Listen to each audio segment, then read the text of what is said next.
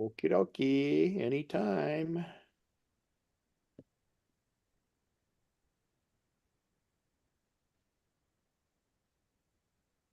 Okay, it is live. Great.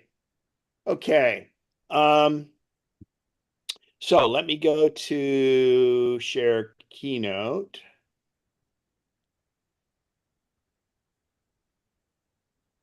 And as we go through today too, if there's any questions at all, feel free to go right ahead.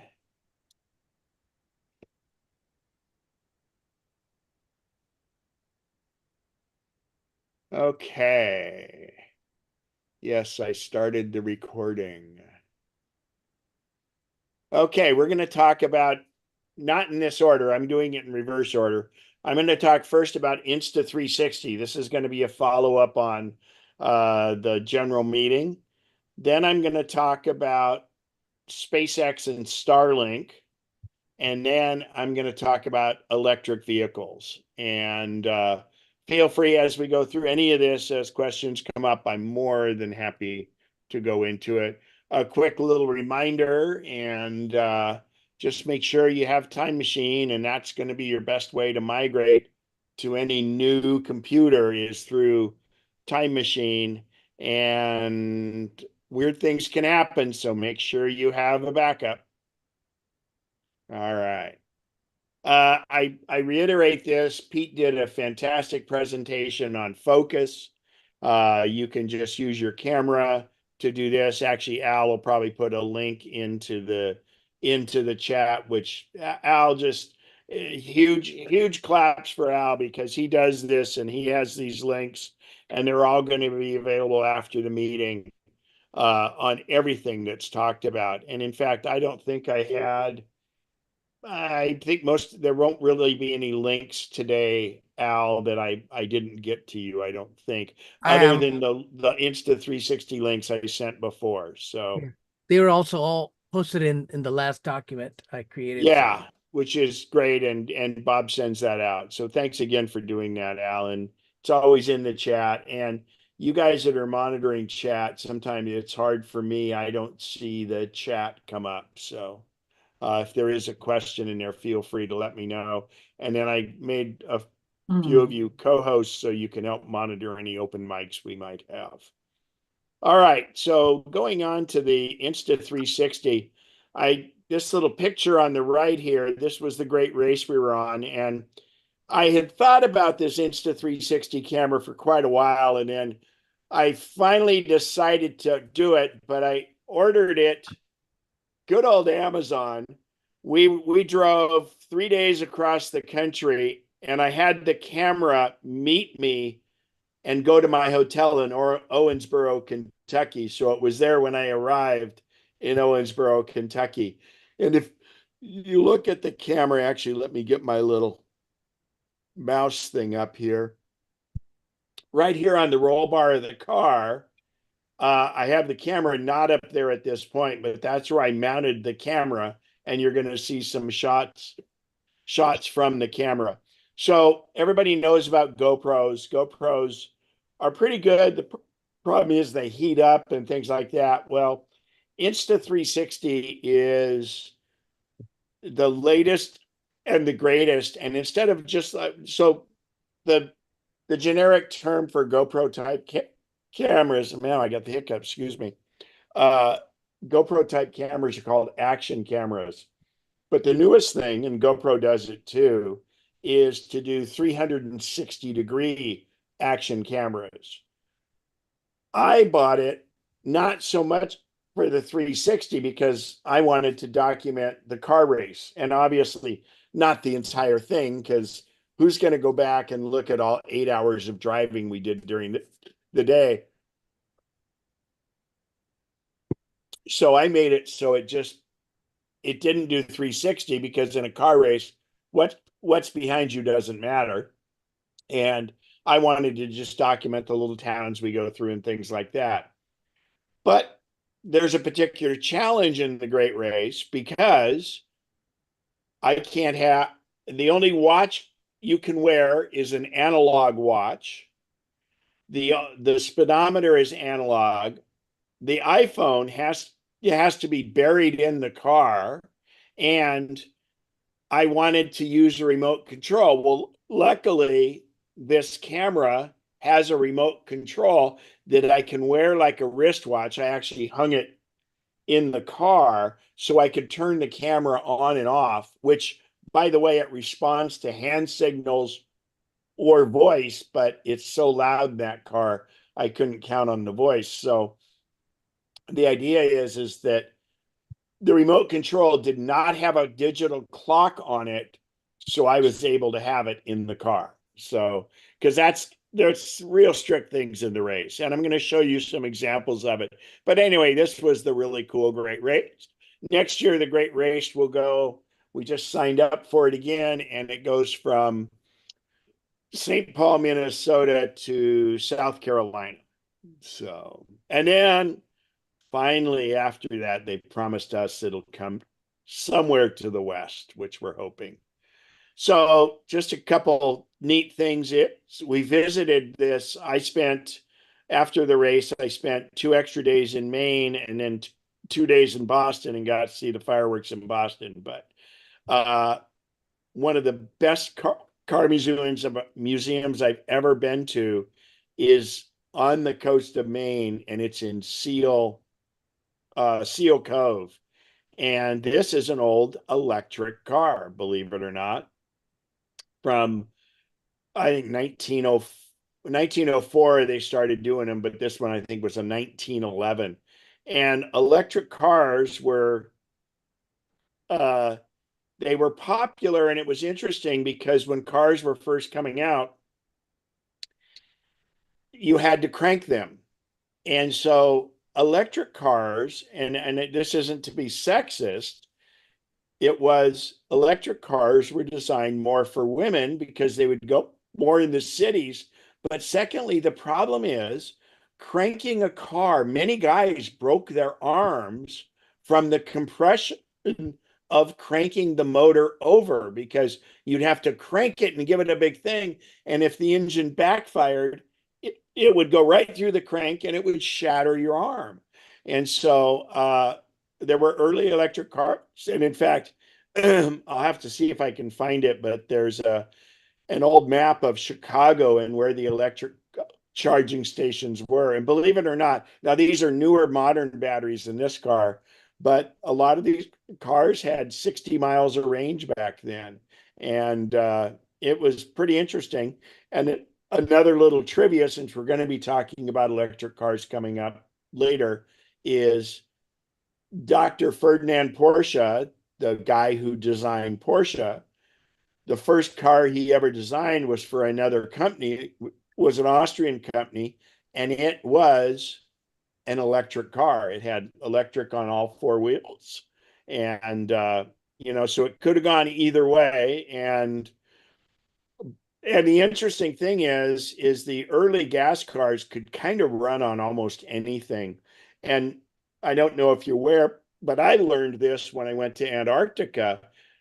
Before fossil fuels, whale oil is what was used for lamps, for light, for everything before electricity and before gasoline or kerosene.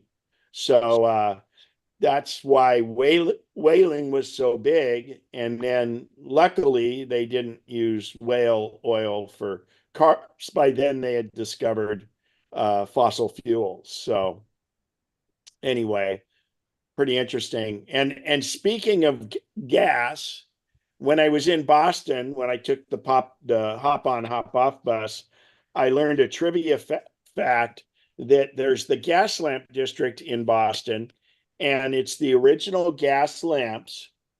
And in that area of old Boston, there used to be a lamplighter that every night, well, not a lamplighter, many lamplighters would go along and light the lamps every night. Well, some smart accountant in the town calculated, and they said, well, what we're paying to have guys lamp the lights, we could leave the gas lamps on 24/7 and we would actually save money. And so the gas lamps stayed on all the time, and then they've been on ever since. So I just thought that was a interesting thing. Now, this is taken with the 360. You can see we have an analog clock and analog speedometer there. And this is, we're always on back roads, and this is a really neat one. We're warned the day before that we might incur a toll bridge, and they said, "Oh yeah, you're going to be at a cash only toll bridge, and it's $1.50." And so, most of them now you can just flash a fast pass or something like this, but this was cash only. So this is the gonna be us approaching and then going across this wood plank bridge. And I'm gonna start it because I had some issues with the sound on it. I'm gonna start it and then I'll stop it and you can tell me, Al, if you hear it. Do you hear it, Al? I do not. Okay, hang on. Let me back out of that. And it's see if it's a zoom setting.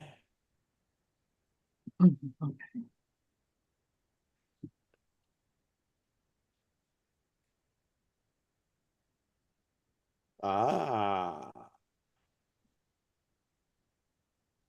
let's test it now. It should not have defaulted to that.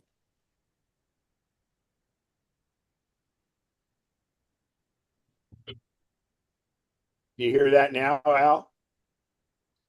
I'm still not hearing anything, but Do you hear? You don't hear that no. rumble of a car. Okay, hang on.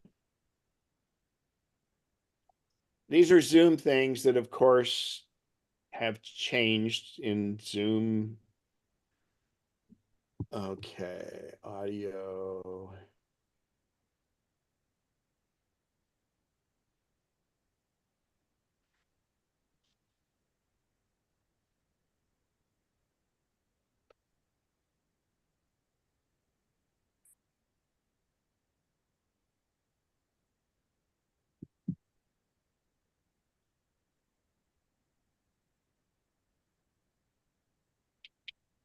I'm going to do a. Do you hear that? I heard something. Are you hearing that? No. Okay, hang Oh, on.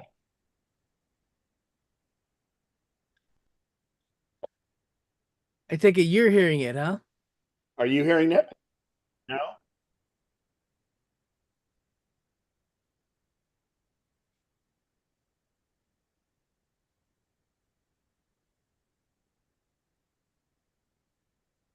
Nothing, huh? No. What are we supposed to be hearing? Well, you'd hear it. It's the Car test. noise and things of that nature, I would assume. Oh, I don't know. Oh, it's delayed. Hang on. Yeah. It was the it's something in Zoom is not allowing it to go. So let me just look at the right microphone.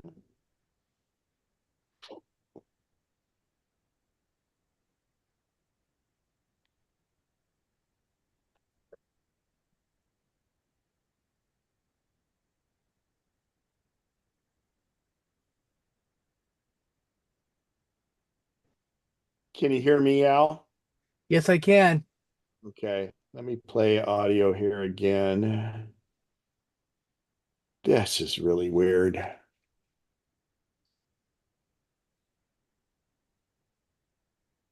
Okie dokie, anytime. Do you hear that? Yeah. Nope. Okie dokie, anytime. No, you don't hear that. That's bizarre. Okay. Are we supposed to be seeing the car right now? Well, no, you're We're seeing my seeing screen. I was what just we're trying. seeing is your Yeah, YouTube screen. yeah, I was just trying to play any type of audio to hear. This is really bizarre. So let me go to system settings. does it have anything to do with the share settings when you share your screen? You can have it share just to an application, right? As well Right. as any number of screens.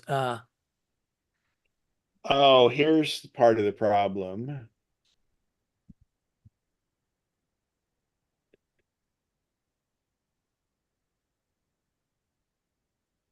That might have fixed it. Let me try.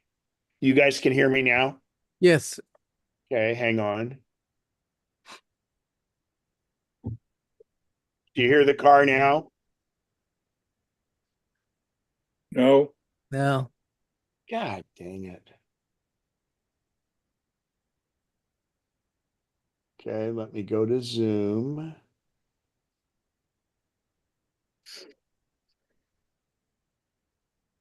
you sure it's not an electric car?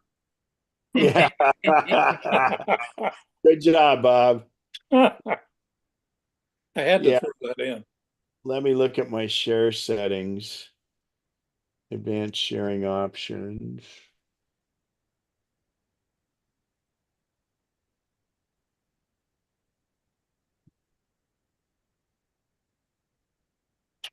Well, I'm tempted to join the Zoom and just use the audio from my phone. So, which means I'll turn my audio off. So, but wait, that won't.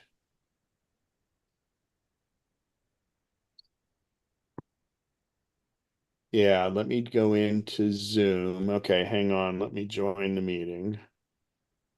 Gosh, it's terrible. Sorry, everybody. It's because I have some, not this video as much, but the videos coming up. It's important.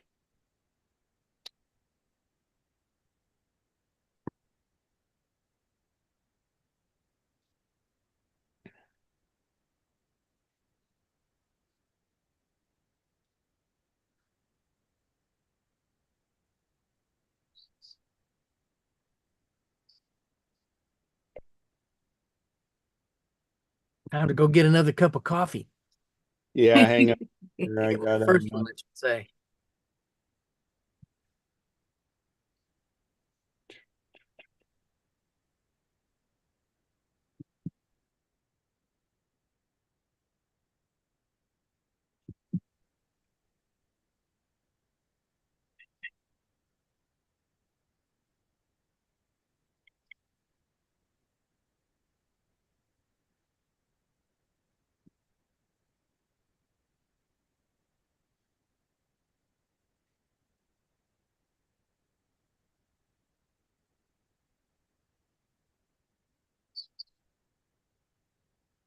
Can you hear me now?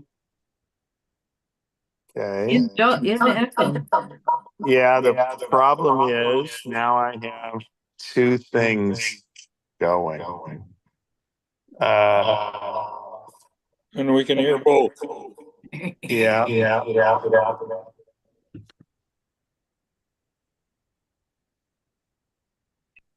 Okay. Yeah. Test.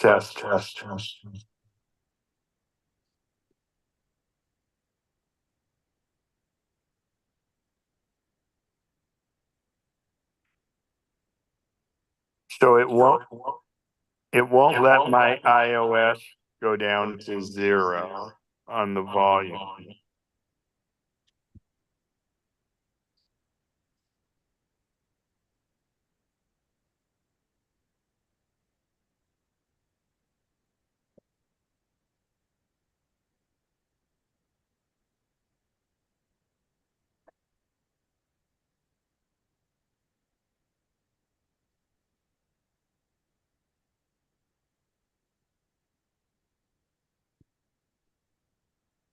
Test. Gosh. Ah, okay, this isn't gonna work.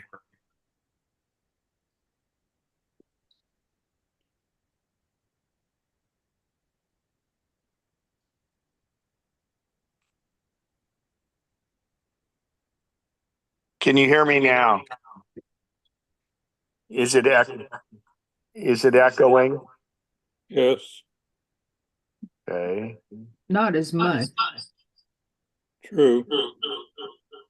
Okay, let me just get through this.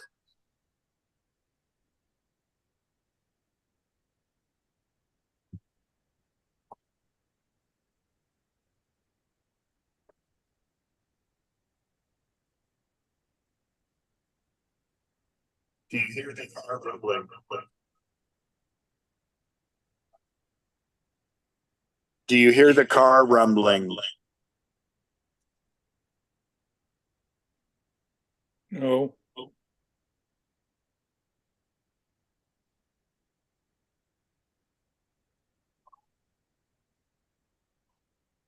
So that's it.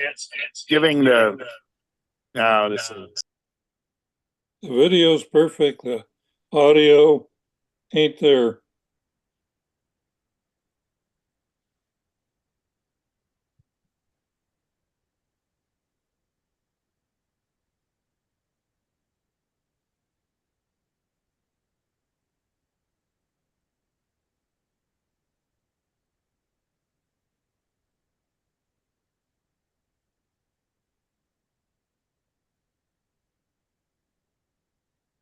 let me try one other thing here.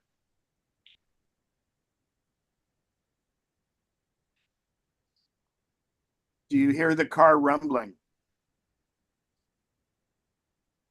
Can you guys hear me? Yes. You can hear me, but you don't hear the car rumbling. Correct.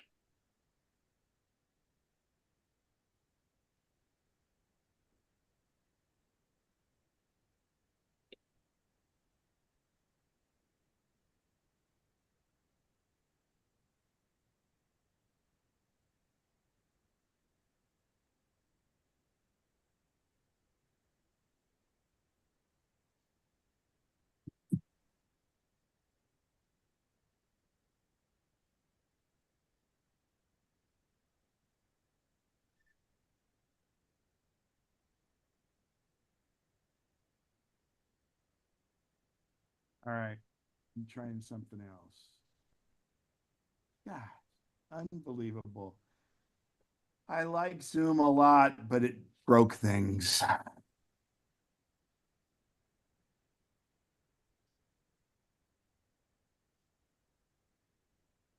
This used to work perfectly. All right, let me look here. You guys can hear me now, right? Yes. Okay. MacBook Pro speakers. Input. Okay, can you hear me okay? Yes. Okay, thank you. All right, so now let's try the car again.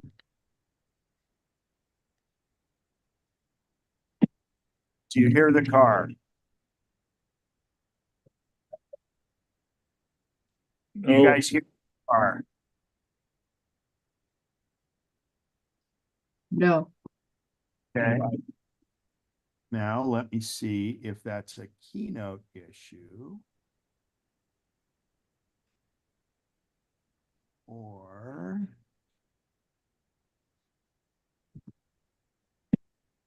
do you hear the car now?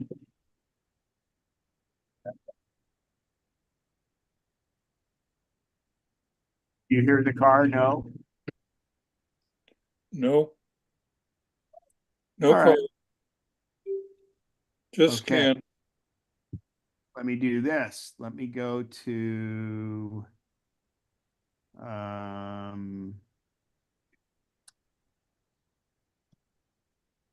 we'll just go to YouTube and see if anything will play on YouTube. You hear that music? You hear that music? Yes. Yep. Is it Oh. because you're recording and you're using YouTube? No, it has to do with Keynote, it looks like.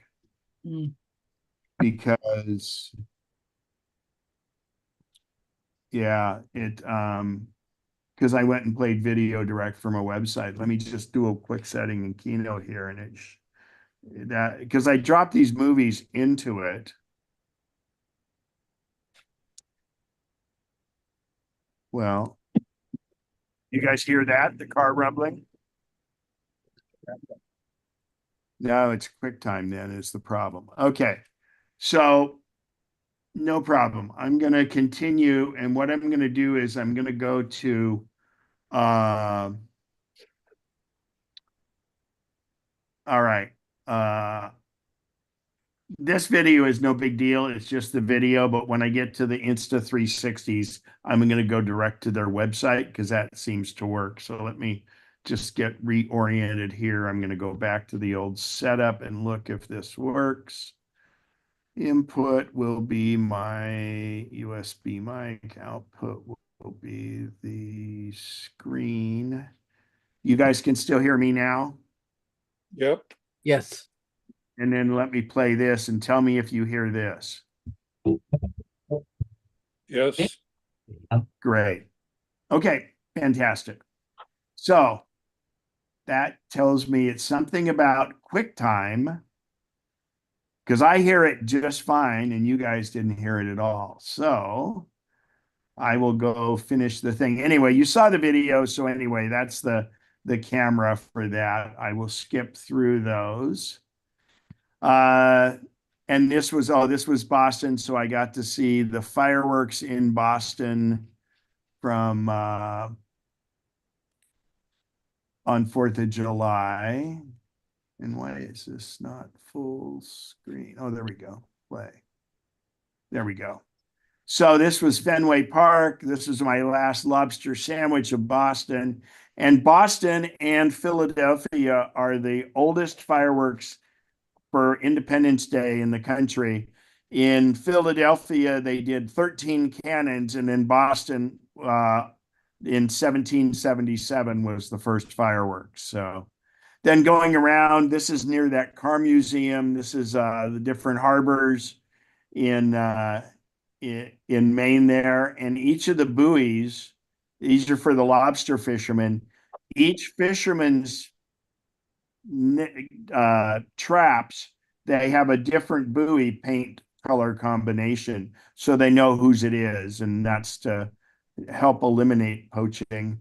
This is sunset on in Acadia National Park. It's a great spot, and so I'm taking a picture with my iPhone of my camera that's sitting on my coat that's on this sign that's right there since I had left the tripod in the hotel. So anyway, pretty cool. But this is also the first place the sun rises on the East Coast anywhere, and it's the top of what's called Cadillac Mountain. So if you're ever at Acadia National Park, it's a wonderful park. You have to get reservations to go up and drive around Acadia. And once you're in, they give you certain times, but you can stay there as long as you want. But the very special reservation is to be able to see sunrise. So we entered the park when they opened it, and we'd gotten a reservation 2 days prior to it, and we were there for sunrise. So it was really pretty cool. This is just some of the different harbors along the way, and Maine is really cool. And this bridge is like the most photographed bridge in all of Maine, I guess. So just a little travel things with camera. The iPhone obviously is the go-to, and many things that can be done video wise or regular wise can be done with a regular iPhone. And I, in fact, have a tripod mount, and I could even mount the camera on that little. I can mount an iPhone with a tripod mount, very similar to where I showed you I mounted the camera there. But remember, during the race, I can't have the iPhone out is the problem. So this is a little thing I use when I'm either flying or I'm in a hotel room or in a bus, and it's just a little rubber bellows that you can set up against the glass. The only problem is with double pane glass, many times you'll get a reflection off of the second window. So you want to cover it. These are some iPhone photos from the 50th floor of the Prudential building. So we're kind of looking almost straight out at the fireworks from the Prudential building in Boston. And it's pretty cool. The fireworks were very, very neat, very long show. This was the first, these were iPhone pictures, and this was with my big camera. So always a challenge. And that's what it looked like just between the two bridges. And it was neat because the Boston Pops they had playing through the TV there, and you can see this is from the Insta360 camera. You could hear some booming and stuff if the audio worked, but the audio doesn't work. So, but the Insta360, and you can see there's helicopters flying around. The Insta360 has microphones built in, and that was it. So the way it does 360 is there's a lens on each side of the camera, and each lens can do a full 180 degrees. So that's what the X4 version, they make other ones. Al, I think, has an X3, and they make some smaller, less expensive ones, but the X4 is the newest. And as you can see by the water here, it is waterproof, and you can take it diving with you if you want. So they do make a dive bubble, which I'll show you in a second. So actually, this is the video of the Insta360. And what I need to do is I emailed those to Al. Let's see here. I'm going to pull these up in YouTube so that I can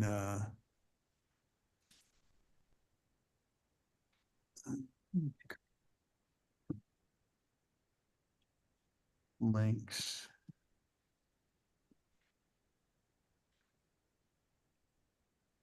All sent. Al, here's the links. Great. Lens hood cam. Oh, I didn't do the videos. Oh, darn. Hang on. Let me switch to that in Safari.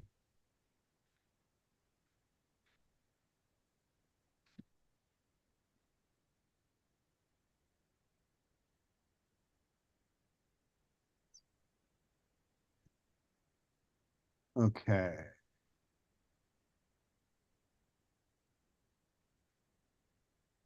So there should be, I had two videos I really liked, and let me get them here.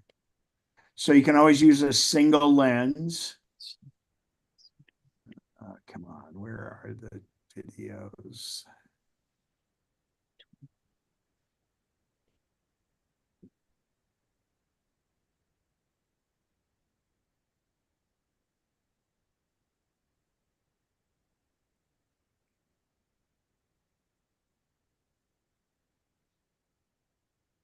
Let me go to their YouTube.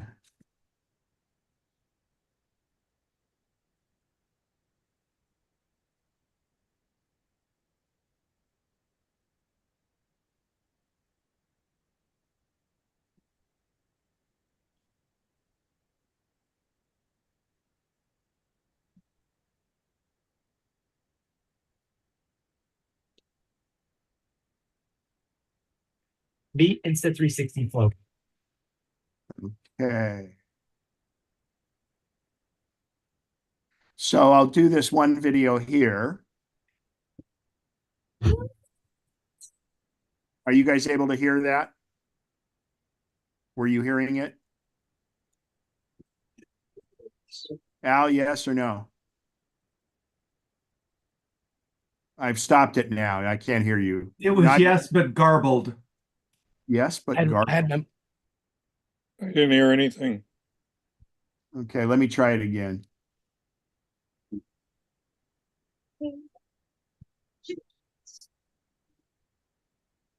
Heard a couple little beeps.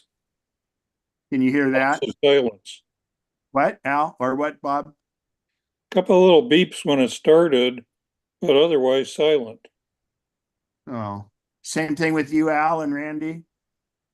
Just Yes. a couple, like Bob said, just a couple brief snippets of a word, not even a complete word.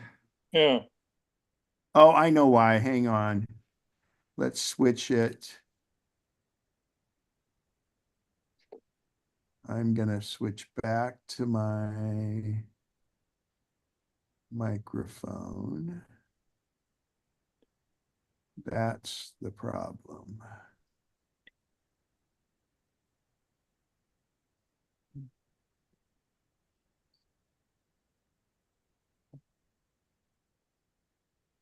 Let me try it now.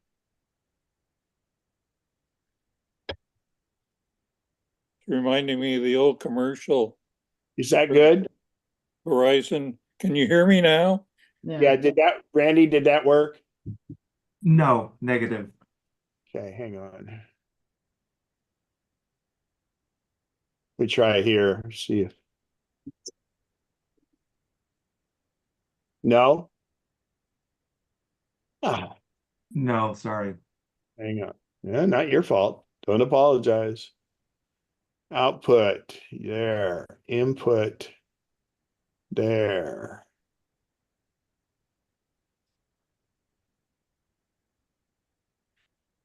Can you hear me tapping my microphone? Yes. Okay.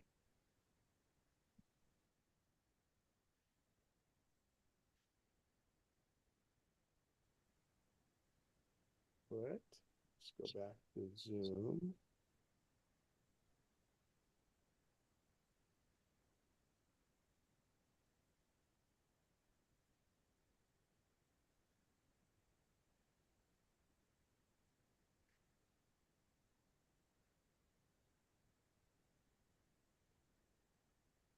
All right, let's try it now.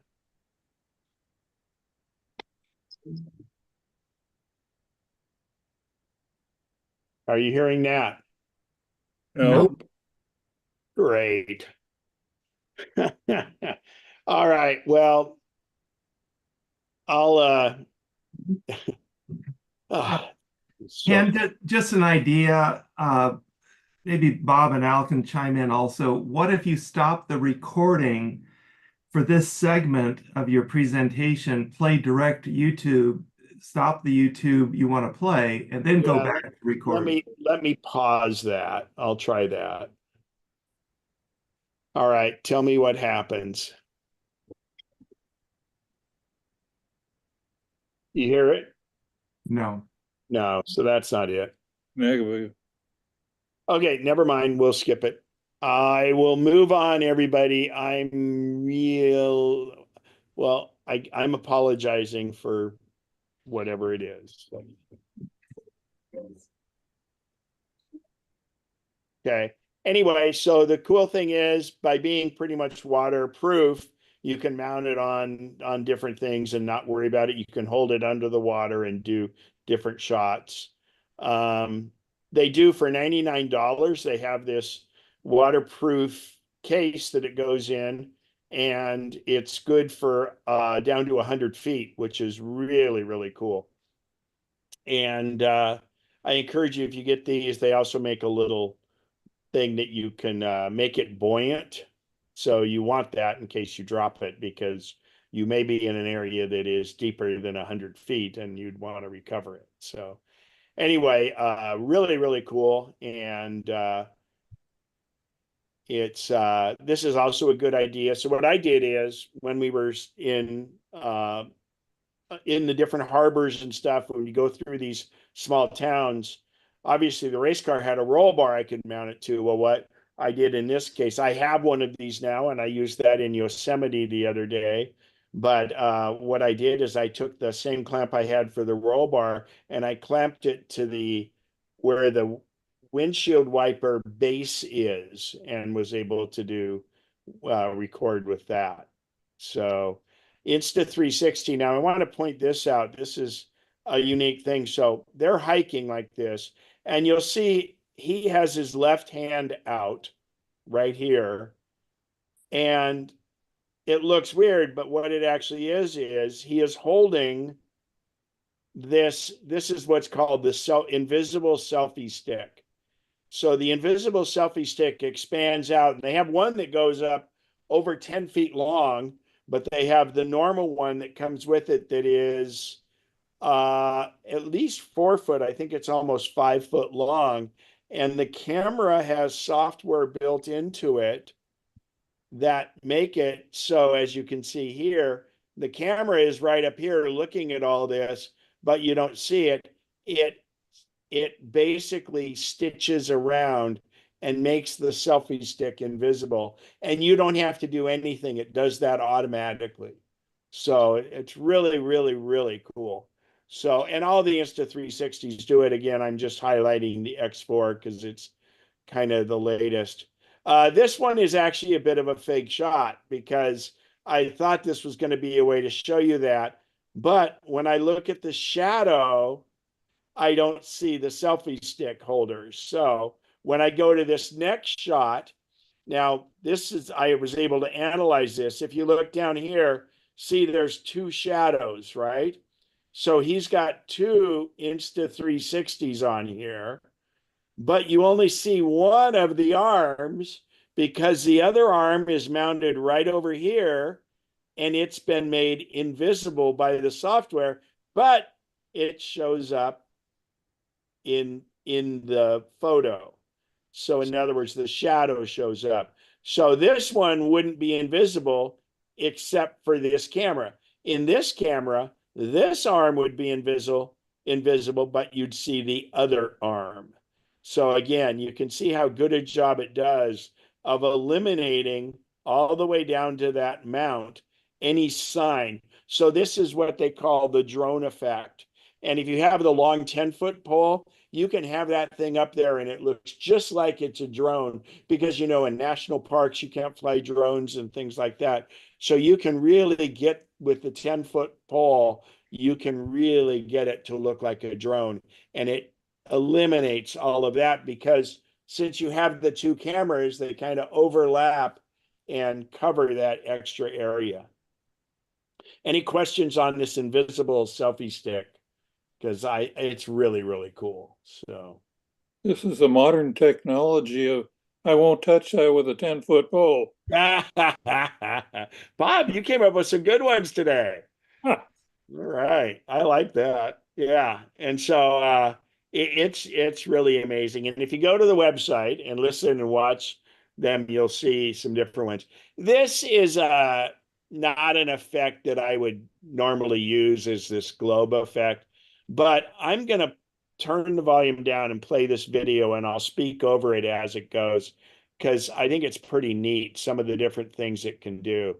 So this is the guy. So he's holding that stick out himself. You notice his hand was extended. In fact, let me go back to that.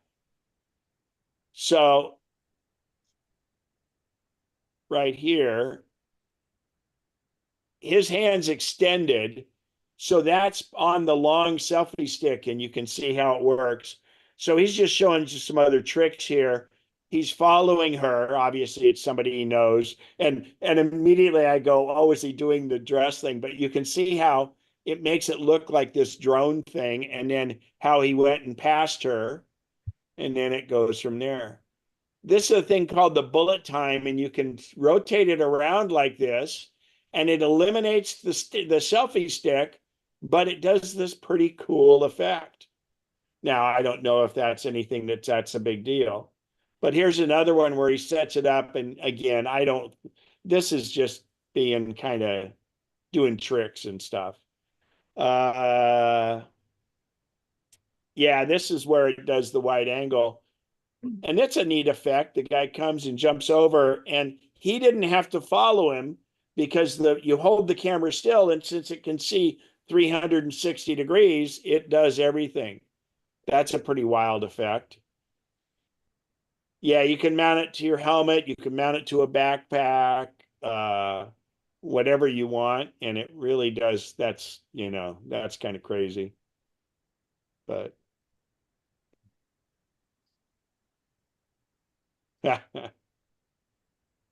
so this is like a time lapse he's walking through the city. Pretty neat effect with that.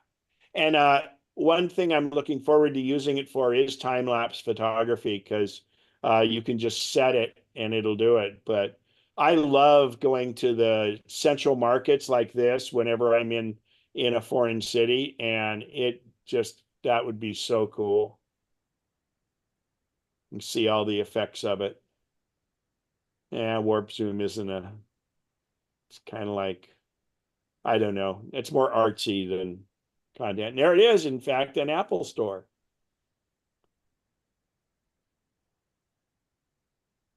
So that's some of the things you can do with it. I'm going to go back to that original video and see if there's anything.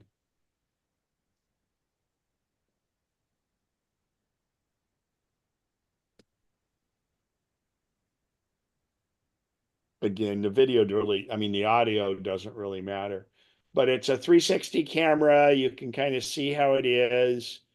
So this shows how it works. It just puts the whole thing together in a sphere. And yeah, again, and those are, again, those fake drone shots, you know? So I don't see us doing a lot of this stuff, but you can really see where there's some applications like this. You know, I mean, these are pretty crazy, but you know, driving through a national park or something like that, you can control it with gestures in your hand. You can tell it what to do. For still photos, it's 32 megapixels, so it's a super camera for that. But I will point out that the only problem with it is it doesn't have a long lens. So it's a great camera for stills, except remember, it doesn't zoom in. So it's totally different than that. Most action cameras don't zoom. So just, I think for hiking, walking around cities, doing family shots, those kinds of things. And again, since you can use gesture control, you can control it remotely. They have an iPhone app where you can control that. Let's say you were doing a group photo or something like that, or a group video. So it's Bluetooth control. You can control it with certain Bluetooth things. I'm not sure if you can control it with AirPods, but I know you can with the watch. So, and the it ties right in because it has GPS with all your fitness apps and everything else. And here is a time lapse. And I think this one's almost over.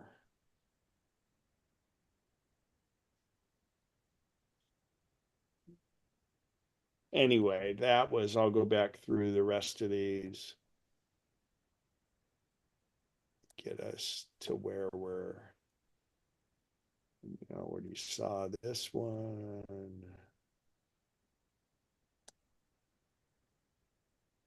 Okay, so again, Insta360, it does have a display on it. Because the lens is vulnerable, first of all, I encourage you to get a rubber lens cover. And in fact, Al, I'm going to re-email you those links right now too. I already posted them. Oh, I'm sorry, you did? Okay, great. Yeah. Thanks. So as far as accessories, they make a regular lens cover that just pops on, and they make a premium lens cover.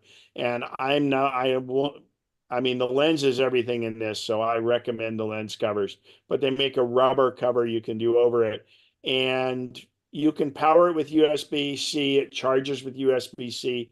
For $44, I got an extra battery because in the car, that way we changed it. I just changed the battery at lunch is all it was.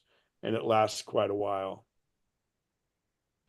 Let's see here. Come on. Okay, there we go. This was my setup for the train that came through. And I have a cage around my Insta360, and I have my iPhone mounted up above it, and then I have my big camera.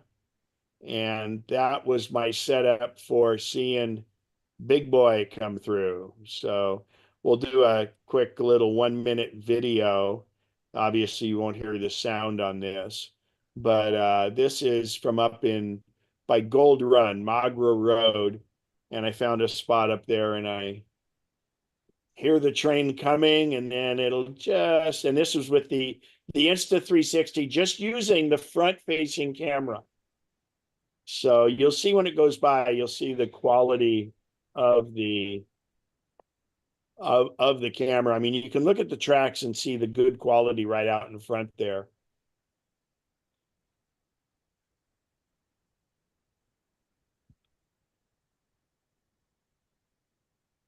Steam coming out, water coming out, because they blew a valve. They it was 3 hours delayed because the train hit a tree that had fallen on the tracks. So anyway, that's that about the Insta360. So let's see if there's any questions on the Insta360 at all, or any other camera type stuff. Okay. Anybody, no questions? Feel free to raise your hand. All right. And so now I'm going to talk about SpaceX and Starlink. So SpaceX, of course, hopefully you've heard, they have revolutionized rockets because they make them reusable. They come back and land, and some of them are on their, they've done over 10 missions with the boosters, and they're not to the point where they're recovering everything from it, but they are getting there. But what they've done is, because of SpaceX, they've made it very inexpensive to launch satellites. And we use satellites for communication a lot. And there are some missions that SpaceX has been doing that are military, but here's the deal with satellites. So if you ever watch the news and you see somebody's reporting from Egypt, let's say, there's always a delay. And the delay with that is because they're using satellite communication. And so in the case of that, let's say it's Egypt down here. Well, that reporter has a satellite dish that's sending that signal up to these satellites.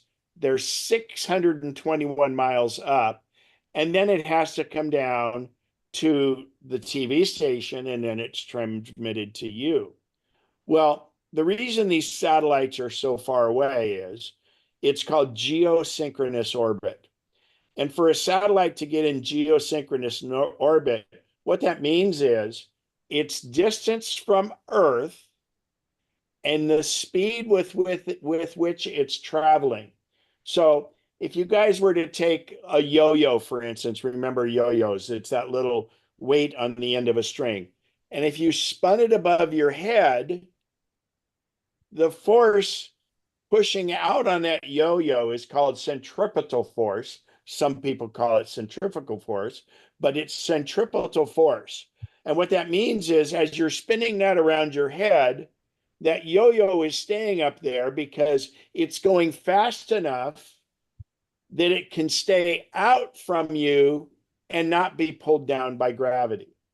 Well, that's what happens with satellites in what's called a geosynchronous orbit. They're going very, very fast. And at that speed, their centripetal force pushing them outward is equal to the gravitational force. And part of that is because the farther you are from Earth, the less gravity is. It's actually exponential. If you're twice as far, gravity is 4 times less. Okay. So as you get farther away, gravity gets less and less and less. So these satellites obviously have some mass. And so there's a certain speed that they go at. And the other thing is, since there's no resistance in space, once they're at that speed, they'll continue at that speed. So they continue around the Earth, and it's called geosynchronous. Now, geo means Earth. So they're stationary. They're always in the same spot overhead. That's how your satellite dishes for TV works. Okay. your satellite dish is pointing up, and it usually acquires a few satellites, but those satellites are very stationary. They may move a little bit, but it's very minimal. So they're constantly in one location, and that's how it works. But the problem is it's so far away, even though it travels at the speed of light, it takes a while for, well, not quite the speed of light, but anyway, it takes a while to get back to you, and that's called the delay. What Starlink, Iridium, some of these others ones have done is called low Earth orbit satellites, and they're a little different. They're about half the distance. Therefore, that delay, or what we call latency, is much less. And there is satellite internet, but it's always usually pretty bad because it takes so long for you to send a signal and then receive the signal. So there's that delay. And again, I equate it to that broadcast where you hear them ask them a question and there's a 15-second pause sometimes, and then you hear the answer back. And that makes it really hard to have a two-way conversation. So in low Earth orbit, it can't be geosynchronous. So all it's doing is it's going to go out and it stays stationary at that distance. But the problem is it is not stationary relative to the ground. So what they do with the low Earth orbit satellites, actually, I have a better, oh, come on, did I do it? Sorry, I thought I had a great picture. Oh, here's a better picture of it. So down here with Starlink, what these are is there's a whole bunch of satellites, but the satellite doesn't stay consistently above you. The satellites are constantly changing. So what happens is one satellite communicates to another satellite, which communicates to another satellite. And believe it or not, this is just how your cell phone towers work with your phone. Back in the old days, you used to have radio towers, and what would happen is your radio would ping off a tower nearby. Well, finally, what came up was what was called PCS, and that was the ability to have these radio towers or the cell phone towers, where as you went along, your signal would hop and go to the next closest tower nearby you. And it would continue to roam and follow you, and it would work by having towers. Well, just like the old geosynchronous satellite was a fixed position, that'd be like the radio towers that are down in Walnut Grove, right? So, I mean, TV towers down there. You can't really, it depends on how far you are from them and how good your signal is. So then once they, like cell phone towers where you can hop from one to another, that's how Starlink works with these low Earth satellite. They're closer, so therefore you don't have to have these huge big antennas, and there's less latency because they're closer. And by being this close, you can do internet really well. And Starlink is satellite internet from SpaceX. And it is really amazing, and it works quite well. So much so that when I was in Antarctica, I had as good internet as I have at my house. And that's amazing. Now, what's really funny is in the poles, they don't have as many satellites because there's not as many people.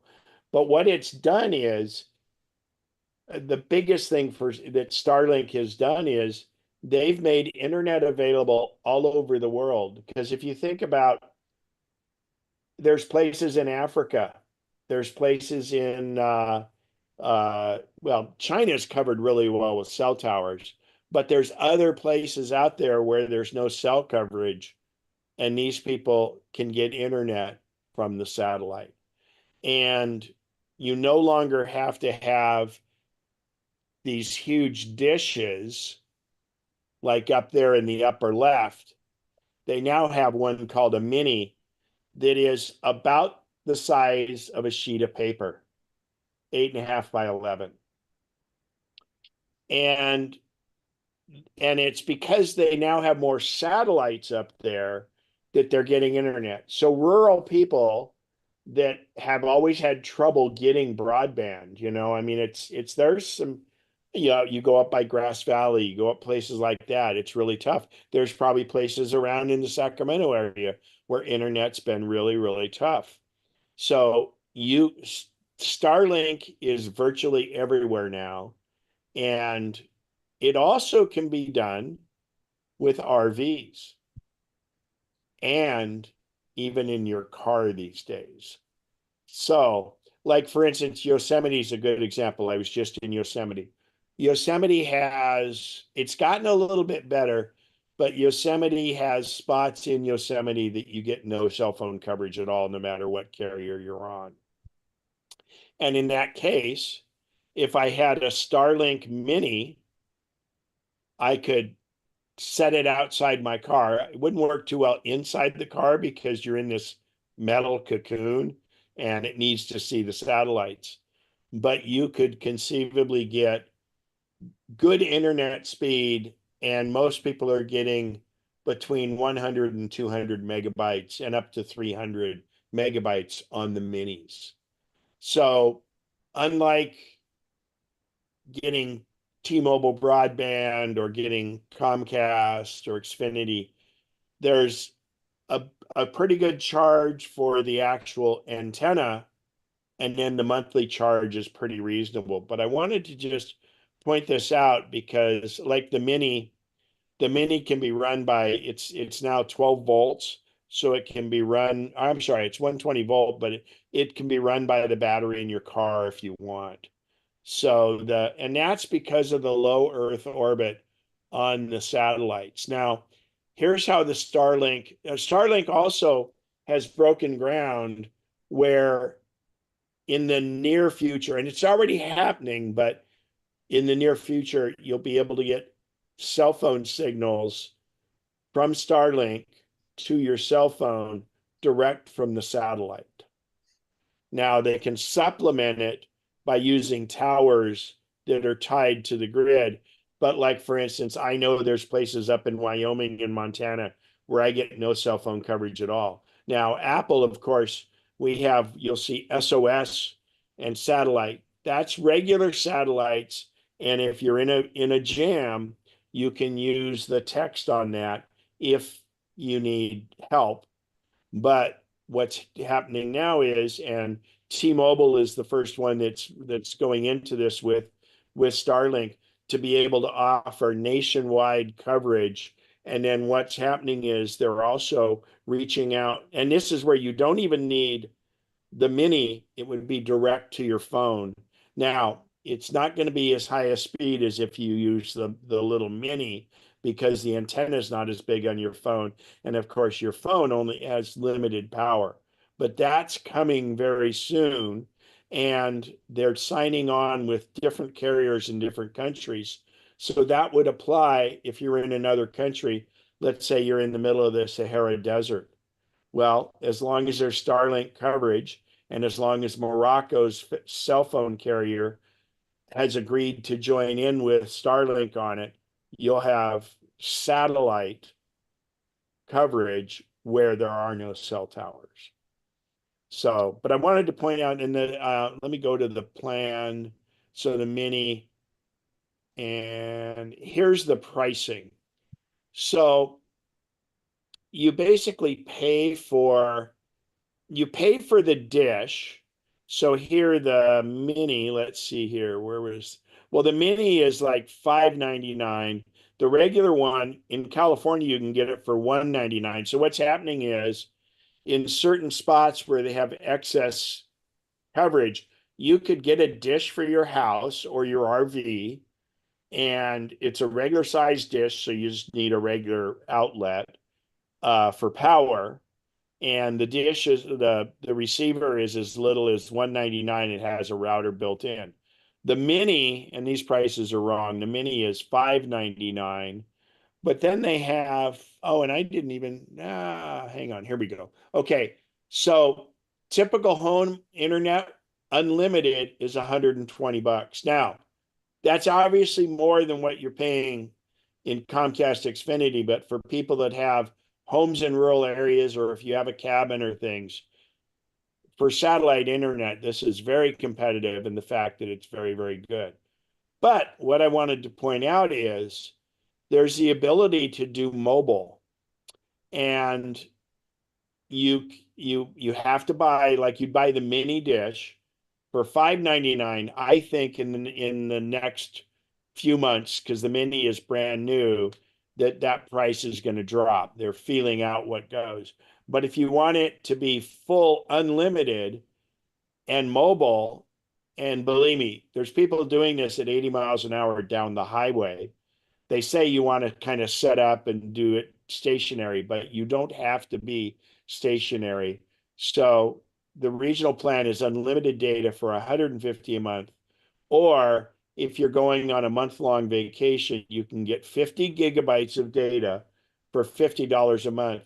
But the best thing is, with any of these mobile plans, you can start it and stop it anytime you want, and they prorate it for the entire month.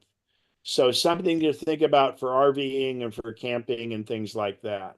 So anyway, I just wanted to bring people up to speed with some of these interesting changes that are happening, and it'll do nothing but get cheaper as we go along. So before I move to EVs, any questions on Starlink, satellite? I encourage you. I unfortunately missed it. They had a launch from Vandenberg down by Lompoc, and I was down in Paso or San Luis Obispo at the time, and I was just so fatigued I couldn't go. It was a midnight launch, and you can't get super close. But I saw a Starlink launch from Florida when I was there for the Great Race last year. So it's pretty cool. But they launched from Florida, they launched from Lompoc, the old Vandenberg. It's now Vandenberg Star Force Base. And then they also launch right near the Mexican border in Texas, and that's called Spaceport. And keep an eye out, because SpaceX has the launch of the Starship, the fourth launch of the Starship, and the Starship is what will ultimately carry people to Mars.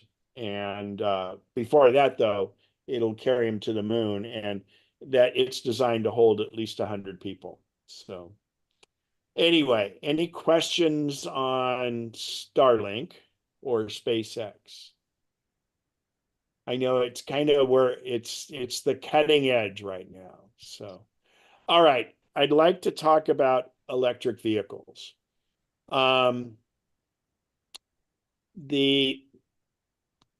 And I'll go right here to this. So, electric vehicles. I'm a Tesla fan, and I've been a Tesla owner since 2015 or 24 end of 2014.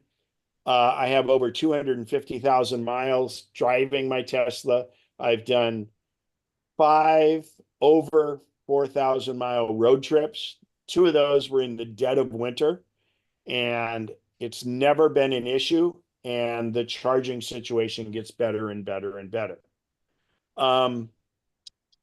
EVs get a bit of a bad rap.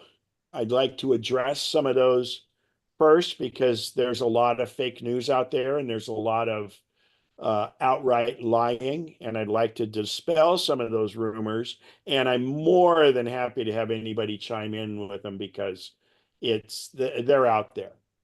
So first and foremost, actually, I'll bring up Tesla here. This isn't going to be just about Tesla. It's about EVs in general. It's just, I know Tesla is better than other vehicles, but I'll get into the other vehicles. So first and foremost, people say, well, electric cars are so expensive. Well, you can buy a Model 3 with rebates for as little as $30,000 after savings. The average selling price fleet wide, I think is between $36,000 and $38,000 of average cars in the US. Now, generically, what are the well, first of all, let's address one of the big elephant in the room is, oh my gosh, electric cars catch fire all the time. And that seems to be the big news. Well, anytime, and it's usually if a Tesla catches fires, which is very rare, it makes the news. Well, part of the news and part of why you hear bad things about Tesla is you have to follow the money. Tesla is the most shorted stock on Wall Street. So what that means is there are greedy, unethical investors that buy shorts on a stock, and that's betting that the company's stock will go down. So, first of all, let's address short sellers. That's somebody that's betting against a company. Now, it's okay to make money in the stock market, but I personally, and this is my own opinion, I think it's unethical and immoral to bet against a company in the stock market, especially a company that is trying to make a huge difference. And it's the most American made car of any car out there. And our favorite person, Bill Gates, has a $1 billion position shorting Tesla stock. And the best thing is, because Tesla stock has done so well recently, and it did a while back, that costs short sellers a lot of money. So a short seller, you know what? It's a Wall Street thing. They can do it if they want, but they're betting that the stock will go down. So therefore, when you hear about all these news stories out there, take it with a grain of salt and realize that story is being procured because short sellers have an ulterior motive. And easy way to address it is real, true, live facts and statistics. So the news that Teslas catch fire all the time. Well, the National Highway Traffic Safety Administration, NHTSA, keeps statistics on every single car fire in the USA. Whenever there's a car fire, there is a statistic on that. And so therefore there's no way those statistics can be skewed. Thanks, baby. Statistically, you are 11 times less likely to get in a fire in a Tesla than a gas car. 11 times less likely. Now, you just never hear it in the news when a gas car catches fire. You always hear it in the news if a Tesla catches fire. And it is very, very, very, very rare. And it's even rarer as we go along.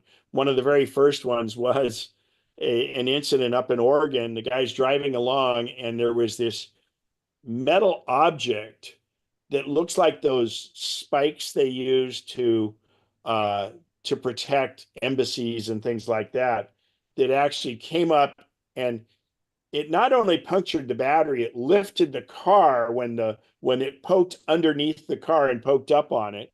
And what happened in the car, and this was the first Tesla battery fire, and it just kind of like, whoa, and it was a big deal. And it put a sign up on the dash says, you should pull over. There's a problem, please pull over. Then a little bit later says, you need to pull over right away.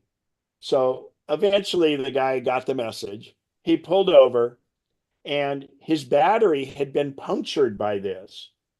And it was very severe. And what you got to remember is gas tanks are on the bottom of a car.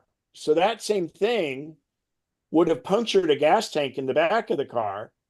And more than likely, that car would have exploded. Well, the Tesla didn't explode. It pulled over. He got out of the car. He was able to walk away from the car. And what happened is the batteries, of course, they caught fire, and they're in they're segregated. And so they just slowly burn and burn. It never blew up. But yeah, it's a tremendous, they have to put a tremendous amount of water on it to get them out. But you got to understand that just like all the gasoline in a gas tank that propels your car, there's enough energy to propel your car for 400 miles or so. The energy in these batteries is enough to propel your car for 400 miles. So energy has to get dissipated. So in essence, what they did is they actually put a titanium strip in the very front of the battery. So if it ever encountered anything like that again, it would hit the titanium strip and not hit the battery. And, it's live and learn. But realistically, the statistics prove that you're 11 times, not 11%, you're 11 times more likely to have a car fire in a gas car than an EV, and especially a Tesla. But I will point out one thing. Statistics, you can make them look however you want. Those are raw statistics. But I do have to change. I want to let you know that sounds really good, but it's really probably closer to 8 or 9 times, because there are no 20-year-old Teslas on the road, but there are a lot of 20-year-old cars on the road.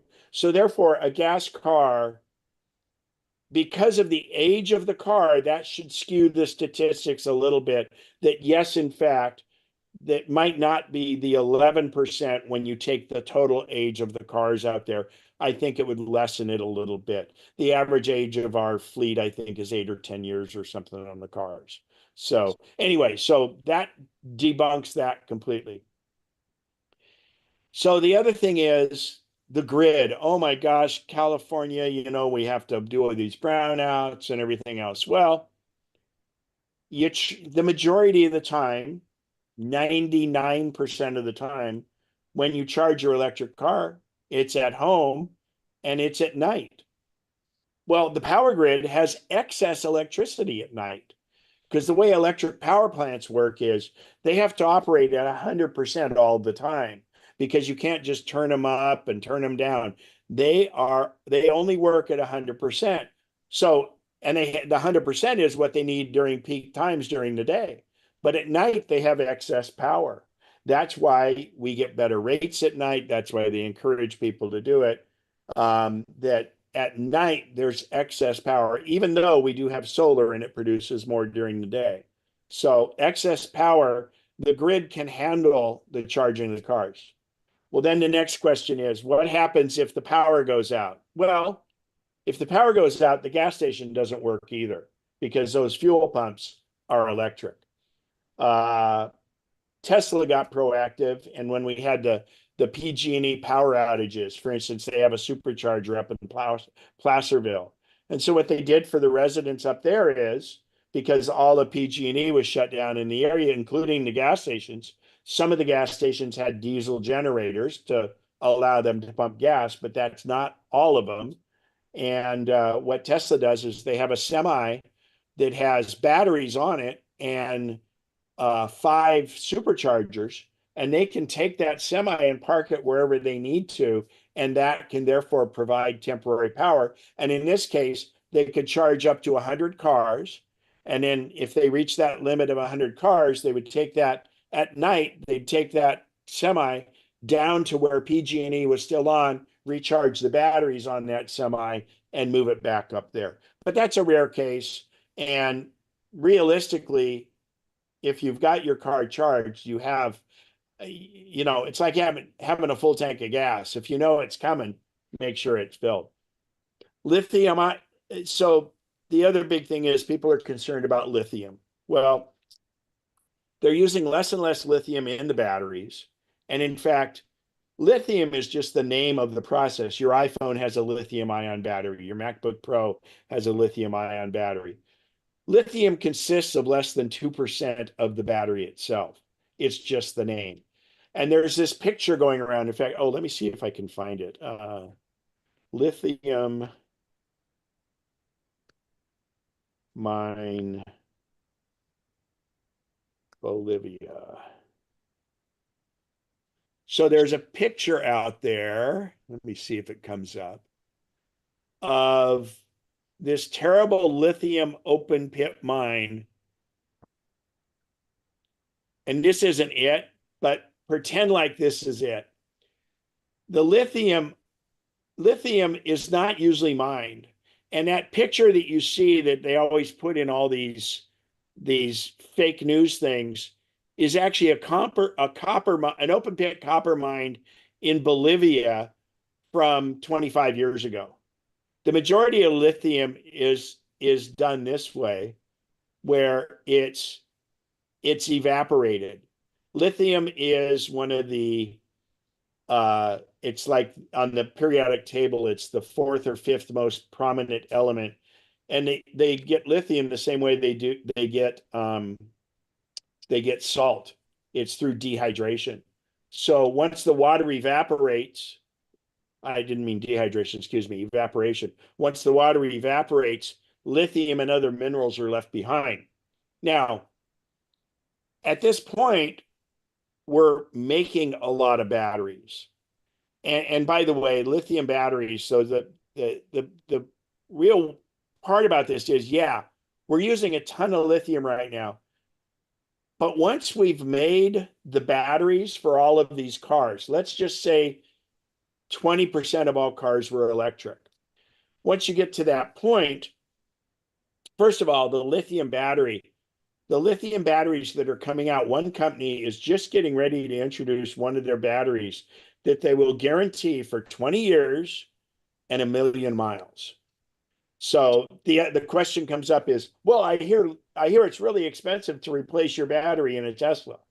Well, it is, but it's the same question. When you go buy a BMW, do you ask how much it costs to replace the motor? And it's really expensive. Well, no, you don't ask that, because that motor is going to last 200,000 miles or more. It's the same with the battery. The current batteries that are in the cars are to last 300,000 miles or more. The new LFP batteries, they're good for 500,000 miles. And then what's funny is, when they're done, quote, being efficient in your car, what happens is, just like your phones and your laptops, the battery degrades. Every time it charges, it degrades just a little bit. And that degradation means, well, it can't charge as well as it would. So for a car, let's say it's degraded where after 300,000 miles, you're down where you've lost 30% of what it can handle. At that point, that battery can go one of two ways. It can go and be used for home charging because it's not under the same demands, or there are lithium recyclers. And what they do is, or not, excuse me, not just lithium. I'm pulling up one of them, Redwood Materials. This is a place, they're up near Reno. Co-founder of Tesla started this company. They take lithium ion batteries, and we have to understand there's other metals in there. It's not just the lithium, there's cadmium, there's cobalt, there's a lot of these rare earth metals. Once you've built all the batteries out there, then you no longer are going to have to go to the lithium mines and the cobalt mines, because your mines will become the old batteries. Because what happens with the lithium ion battery, or any battery, you have what's called an anode and a cathode. And the ions, which are electrons, I'm not an electrical engineer, but they move back and forth. When you charge it, the ions go one direction between the anode and the cathode. And then when you use it, it goes back the other way. And what happens in degradation in the battery is, those ions, they don't make the round trip. You lose a few of them each time. They basically get clogged up. Think about an air filter in your air conditioner where it gets clogged up and it's not as efficient. So what happens is, when you have 20% degradation after a long time, you're not getting as many ions going back and forth. So therefore, when you charge it and discharge it, you're not able to use all of what that battery was worth. But the amazing part about this is, and what kind of makes it like a perpetual motion machine is, all of the materials in the battery, ions are just electrons. They're not part of the battery. They're generated by the battery and then they're brought back in with electricity. They're not generated by the battery, excuse me.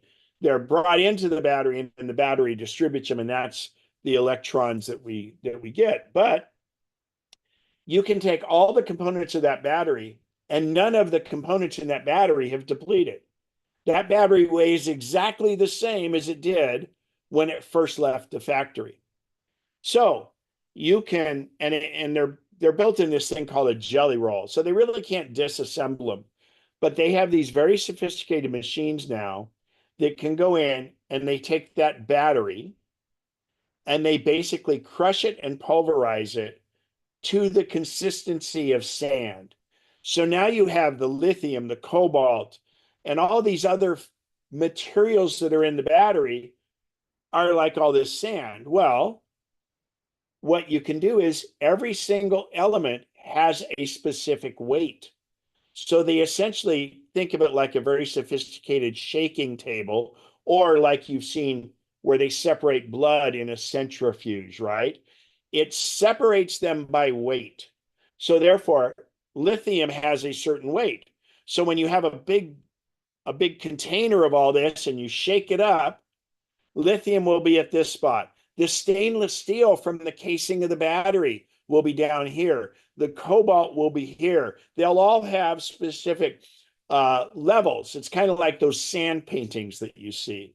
Well, what happens is they can extract all of those materials. So no longer do you have to go mine lithium. Your new lithium mine are these recycled batteries. And they are currently, and it's getting better, they currently cover 95% of all of the materials in that battery to make new batteries. And in fact, it's better because the lithium and the cobalt that they get out of these recycled batteries are actually purer than when they go to the mine. So it's much less energy intensive.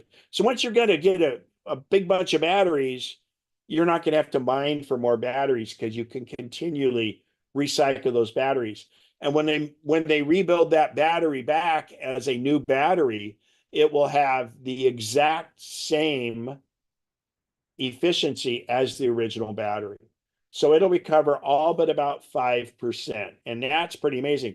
The big problem these companies are having is because batteries are lasting so long, they don't have enough batteries. They're waiting. These companies are there. They're set up. Please send us your batteries. You know, a few iPhone batteries, a few MacBook Pro batteries. That doesn't make it. It's the big batteries. And the problem is when electric batteries either fail or kind of get to their end of their life, they're being retasked in other places, which is the ultimate recycling. So this whole thing about lithium mines is really, it's a smokescreen. And if you research it, it's not a big deal at all. It isn't toxic to the environment. Yeah, when they burn the smoke, but battery fires are so not common these days. And so that kind of cures it. And the other thing is it'll make the price of batteries drop dramatically, and they continue to drop dramatically. So that's why you can get an electric car for right now, you can pretty much get it for the price of a gas car. The other advantages of an electric car is there's no maintenance. There's no oil to change. There's no the cooling that cools the battery is a completely closed system. You never have to. I think they say after 8 years you flush it. You know, it's like 8 years, and it's just amazing. Obviously, things like, well, and the other thing is an electric car, because an electric car, just like a hybrid, an electric car does it better than a hybrid. When you let your foot off the accelerator, it slows itself down by recharging the battery. And by slowing yourself down, you're not having to use your brakes. So what happens is your brake pads on your car it's not uncommon to have them last 250,000 miles or more because you're not using your brakes. And that's pretty amazing when you think about it. So, the car's going to wear out before the battery. The drivetrain, the motors in these cars now are so good. By the way, there's one moving part inside the motor, and that's called the rotor and the stator. It's one moving part, and it's magnetically levitated in there. So therefore, even though it's got a bearing, the bearing never wears out. And the motors are good right now, they say, for 500,000 miles. And if they fail, they're not expensive. And the other thing is, a regular car has a transmission. Well, the typical motor in a car has about 800 parts. Any one of those parts can break. An electric motor has two parts. The stator, well, they have one moving part, I should say, is the rotor. There's a couple other parts in there, but they don't move, so they can't, they don't fail. The other thing is that there's no transmission in electric cars because they don't need it because they have low end torque and they can go very fast. So you eliminate over 400 parts is what a typical transmission is. So and the one downside is in very extreme cold climates, you don't get as much range. But I know that last winter there was this big thing about, oh my gosh, these cars are stuck. And what happens if I'm on Donner Summit and all this? Well, you know what? I have driven to Jasper in Canada in the middle of winter in my car. I've driven to Colorado to go skiing. You get a little bit less range, but you just plan for it accordingly and it's fine. These problems people were having in Texas where they had the big ice storm and all that is people were trying to go charge their car when the car was cold. A battery needs to warm up before it'll accept a charge. So what you do is when you arrive at a location, it'd be like arriving somewhere and saying, well, I'm going to drive tomorrow, so I should fill my tank tonight. Whereas with this, you need to charge your car while it's warm and then it works. And otherwise, you're delayed about 20 minutes or so, but that caused the problem. And, it's in 250,000 miles of driving since March of 2015, I have waited at a supercharger 5 times and only once was it more than 5 minutes. And in fact, in that one, it was right around 10 minutes. And the charging speed has improved dramatically. I did a trip, not this last winter before that. I drove 21 hours straight from Breckenridge, Colorado through 2 different whiteouts and everything else. And to be honest, that entire trip, I only waited 10 minutes the entire trip, and it was over 1,000 miles. The rest of the time, I had time to go in and use the restroom, get a water. Sometimes you plan your meals around it and stuff. So the charging speed, my current car charges 3 times faster than my original car. And there's batteries that were just announced by one of the companies that they can charge basically 300 miles of range in 9 minutes, and that's coming. So, and to show you that, I want to show you this. This is, and then I'm going to show you how you can do range. So let's see here. So if we look at this is just Tesla charging. And by the way, Tesla charging is being opened up to almost all the other car companies now. Each red dot on this map is a charging station. And every charging station averages, if you put them all together, every charging station has, on average, 14 stalls. So that's about equivalent to how many pumps there are at a Costco. Now, if I go hover over this one in Coalinga, down where Harris Ranch is, there are 98 charging stations there. Okay. And it's amazing. They're building one just south of it that's going to have 168. If we zoom into our area here, oop, that in, not out, Ken.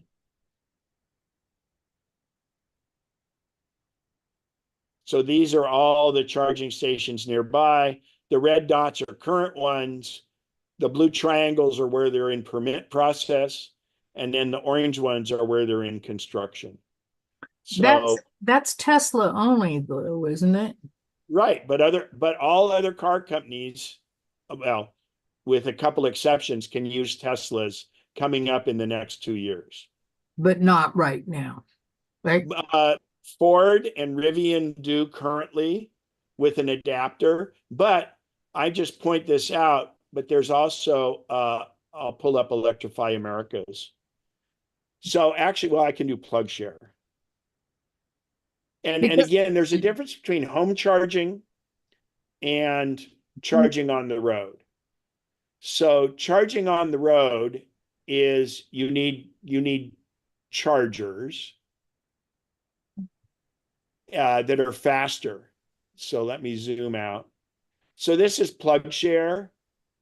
Now, the orange ones are the faster charging, okay? If you're traveling, you want the faster charging. So this is just, I mean, look at these. Look at the orange ones. The green ones would be if you went to a hotel overnight, just like charging at your house. But if you look at the orange ones, they've improved. But I have to say, the Tesla network is by far the best. These other networks, they have issues with them being broken, not as fast, things like that. So that's why it's really changed now that the other companies have committed. So Ford gives their owners a free adapter to be used at the Tesla charging stations. Rivian does also. GM will be, and then starting next year in 2005, Ford, GM, Volvo, the other companies will actually not even have to use an adapter. They will have the actual, it's called NACS. They'll have the actual Tesla charging in there. And when I say that, a lot of Tesla owners are really concerned about not these charging stations being busy, with the exception of ones in very, very, very busy areas. I can pull these all the time and they don't. I've, like I said, 250,000 miles. I've only waited 5 times. And the thing is, 98% of my driving, for instance, my car gets almost 400 miles of range. So if I drive to San Francisco and back, I don't need to stop and charge. In fact, I was in Yosemite, and I can get to Yosemite without charging. And then the hotel there has free charging. So I charge overnight there and I can get back. So in that sense, I'm driving for free and I have solar on my roof. So I'm leaving with a full charge. I can get to Yosemite and get back. If I have to drive to LA, I go down and I'll stop in Kettleman City, for instance. And there's a place in Kettleman City where they have a really good sandwich. So I'll order this quick sandwich while my car's charging. And before I can finish my sandwich, it'll tell me that my car's done charging, or it will be done charging. So I get back in my car and I can drive all the way to LA. And then obviously there's charging down there. Usually I find a hotel I can charge at. And then on the way back, I'll stop in Kettleman City and on the way back. And like I said, I don't have time to even finish eating my sandwich. So it's maybe 15 minutes at the max. So anyway.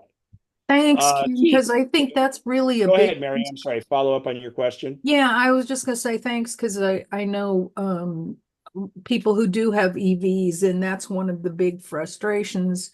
And it's interesting to hear that now they will be able to plug in at the Tesla. And I know that Tesla's done a better job on this clearly than the other things. So Well, thanks. and they needed to, because when Tesla started, I mean, the first Model S came out in 2012, and I ordered mine at the end of 2014, and I leased the first one because I was concerned about that.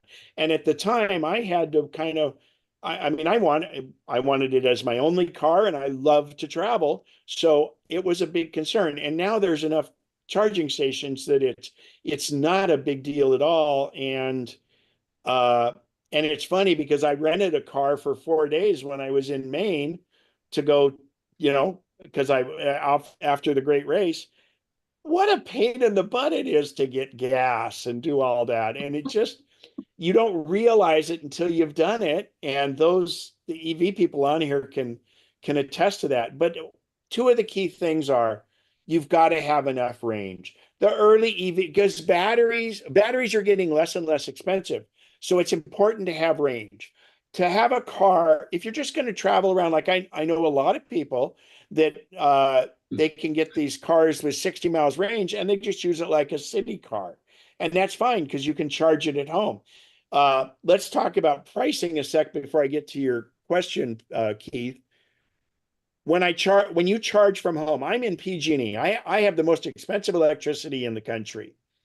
Luckily, I have solar, but if I didn't have solar, I would charge at night, and it would cost me approximately 12 cents a mile.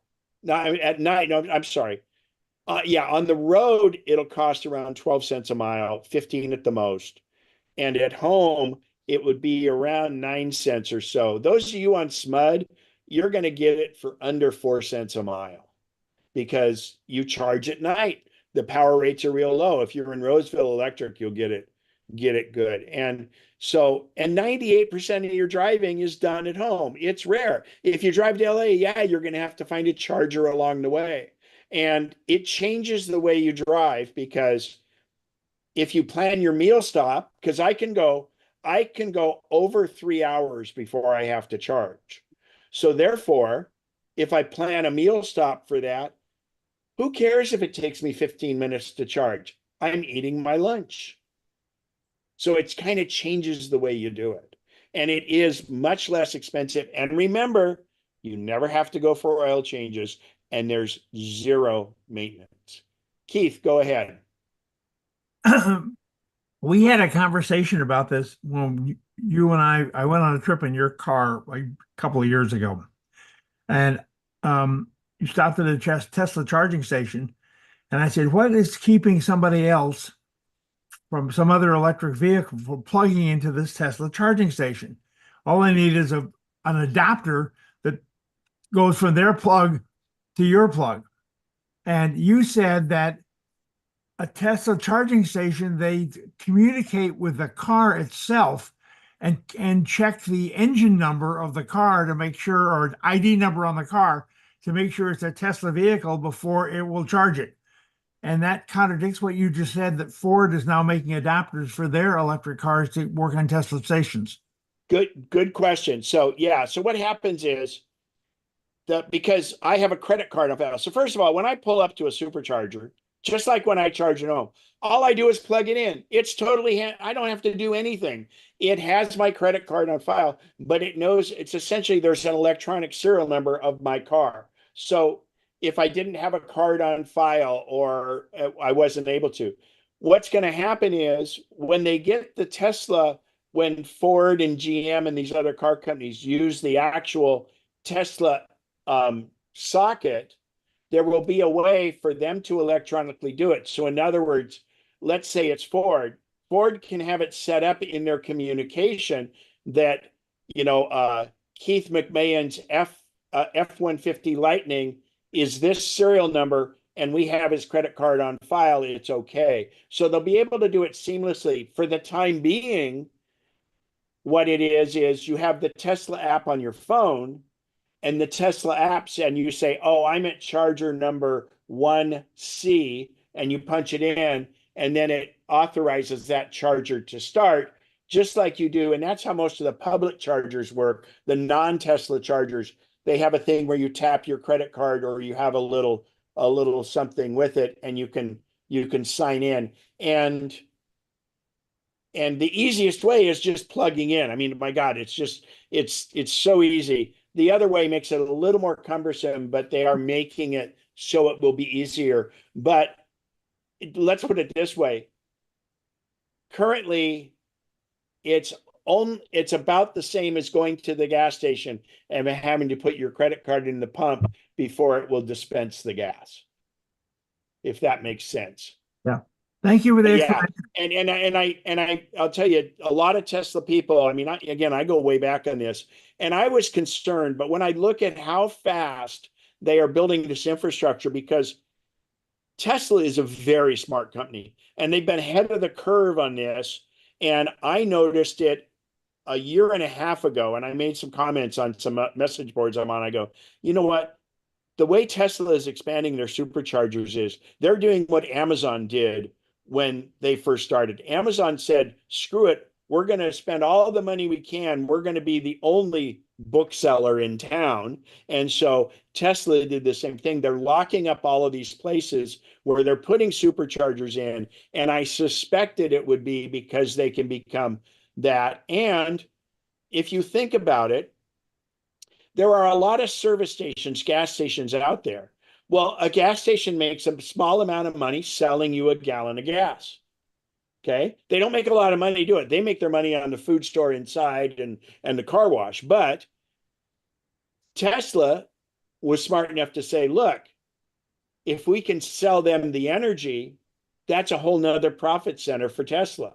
And so therefore they make it, the rates, believe it or not, if I were to charge at home in the middle of the day with PG&E, it's cheaper for me to go to a supercharger in price per kilowatt hour. So, but again, you pay a little more when you charge on the road. But I like that there's competition out there because it will keep it competitive. But remember, Tesla is also an energy company. Tesla is a solar power company, and they're a battery company. So what happens is Tesla is very smart. Many of the superchargers they're building now, they're incorporating them with solar panels, but the solar panels are never enough to run that charger. You have to have quite a bit because there's a ton of energy there. But they put batteries there, so the batteries in the middle of the day can be the solar panels can charge the batteries, and the batteries can charge the cars. And that's actually a whole big change in the whole power business.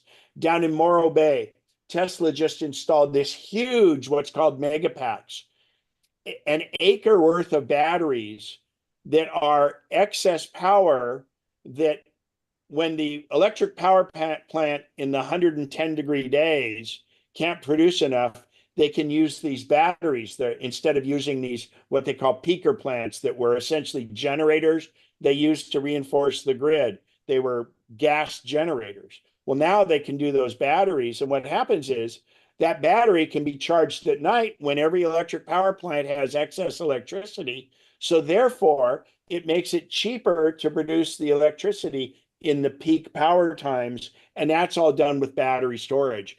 It took a while because there weren't enough batteries being made to satisfy all the cars. Now there's an overabundance of batteries available. So therefore, they're doing all of these charging things that you can do. So it changes the thing. And also, if Tesla can fill those batteries at night, inexpensive PG&E power, fill the batteries at night, and then charge the cars that are driving by in the day with off the batteries, that power is cheaper than if they were not using the batteries and go direct. Because with PG&E, you pay 50 cents a kilowatt hour during peak time, and that's expensive. So it's a whole different landscape. It's completely renewable. And I have to tell you, I mean, a lot of people talk about, and the green and all this. I never got my Tesla to be green. I got my Tesla because it's the safest car ever produced. Every indication is that it's that way. Even every test there is, but also I got it for the performance. The car is amazingly fast, and I love that I get to drive for free most of the time because I charge it from my roof. So, great question on that, Keith. And Mary, did it answer yours okay? Ken? Yes. Bev has her hand up, and then Okay. then I'll go to Bob after that. Go ahead, Bev. I was just going to comment. Totally agree with everything you said, and I got mine because my Tesla in part because of your testimony about driving to Canada and back, and you had some free coupons. But that was real motivating for me on my removing my last hesitation. But also, I was It's hard, and there's a name for that, and you know it, but the rest of you should. We range call it anxiety. range anxiety. And I was And just it's a real thing, but it's like anything else. The more you like the first time you got an iPhone, it's like, oh, I don't know if I can work this. As you get more familiar with it, range anxiety becomes nothing. I will admit you have to plan your trip if you're doing a long trip, but actually in the car, it does it. I just say, let's go to LA, and it says, okay, stop here for 15 minutes. So, Yeah, I was just done with the internal combustion engine, even with all my yard care stuff. But one of the areas that I think next needs to, and it's probably being addressed, is for the condominium, apartment, townhouse. absolutely. It's so convenient for those of us. I've got solar on my roof. We drive in. It's ideal. It's less convenient for if you've got to change and move your car until they get the charging at the apartment more mass living area. That's, I think, one of the stumbling blocks for really transition. I agree completely. And in fact, when I'm preaching to people about it, I ask them first, are they in a condo or an apartment? Yeah. Because it makes it less convenient than currently, and it's similar to gas, but I'd say that it's a little more inconvenient than gas. But as the charging speeds increase, right now I can charge my car in 3 times as long as it takes to fill up with gas. Okay. So when the charging speeds increase, where you could go to a supercharger and spend the same amount of time you would filling up with gas, then that becomes a non-issue, but it's not a non-issue now. So I want to point out that. So there, when you charge your car, if you have just a regular old 110 outlet, your car, and if you don't drive much, it works. I have a couple friends that don't even have a big charger at home. They just use the 110 because they don't drive that much. Typically, just plugging into a regular outlet, whether it be an outlet you have outside your house, or like at a carport at an apartment complex, they might have a plug out there for you to do that. A typical 110 outlet, you will get 3 miles for every hour you charge. So if it's 10 hours of charge overnight, you're going to gain 30 miles. And obviously, if you have a 20-mile commute to work, boat round trip, yeah, you can make that. And then, you can, on the days you don't work, you can make up for it. So it's doable, but it's not. But remember, you still have the option of a supercharger where when you first connect to a supercharger, mine charges at 1,000 miles per hour of charge.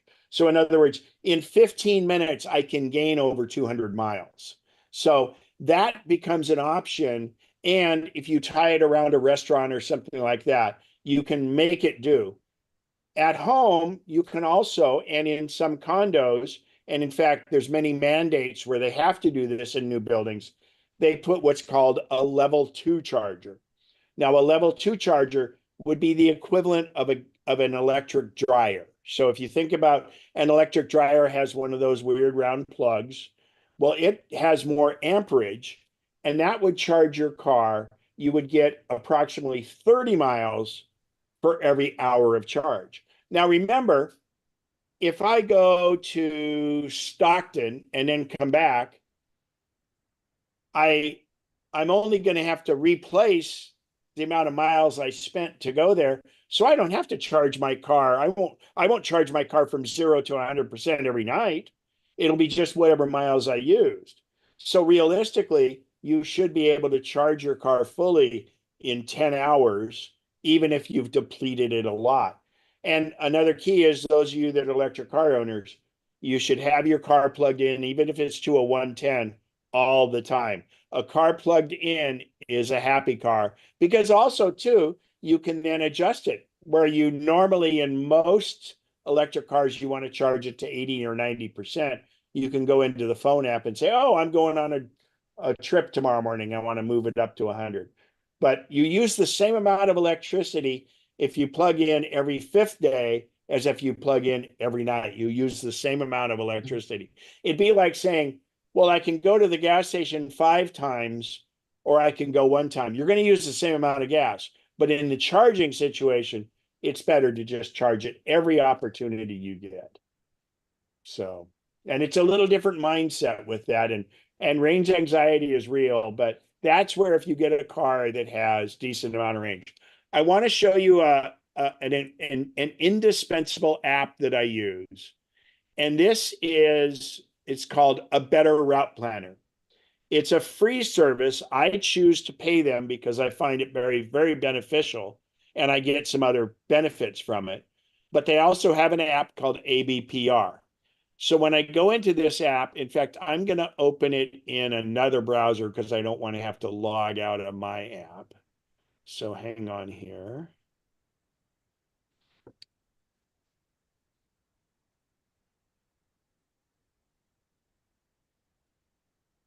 So ABPR.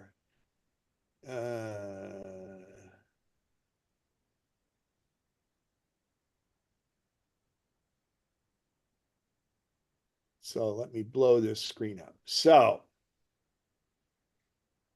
if I go here, I can select, here's all the brands of the cars it supports, okay? You probably haven't even heard some of these. VinFast. VinFast is a Vietnamese car company. The car is kind of okay. And actually, they probably have here Fisker, which just declared bankruptcy, that business was a sham. But let's go to, let's figure out, let's go to Chevrolet. So in Chevy, they have the Bolt EV. Okay, so I'll click that. That's the smaller one, very reasonably priced car. Let's go to pick one of these. Boom. So that's a 66 kilowatt battery. Boom. Oh, and then the NACS adapter. So that means the Tesla adapter. NACS means North American Charging System. So I'm going to go from here. Oh, and what's interesting, I have a place in here. I want to go to Rifle, Colorado, because I know it's about 1,000 miles from my house, and I use it a lot to do calculations. So I'm going to go from Lincoln.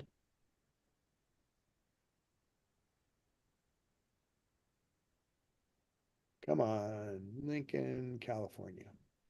So if I'm going to do this in this Chevy Bolt, I can hit plan. And you watch what happens here. It will complete. Now in the Tesla, on the app or on my phone, it will do all of this also. But I just want to show you that this app will do it. So here's what it says. Now, I picked the Chevy Bolt because it's a pretty slow charger, and I'll compare it to another car here in a minute.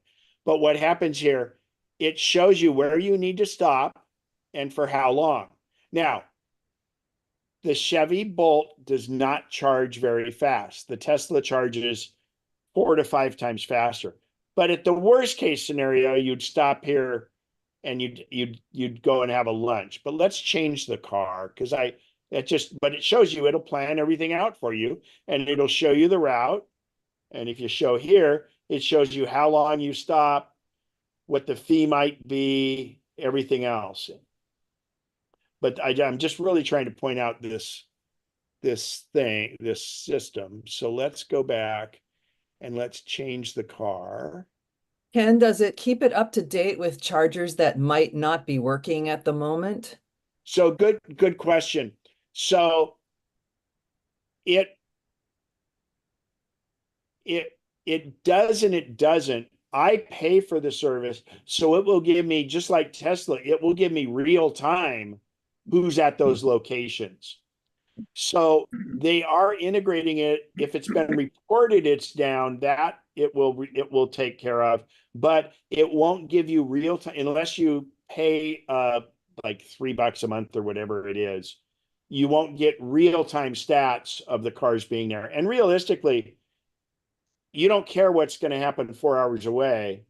You're going to see what it is when you're going. And the Tesla charging network is great for that.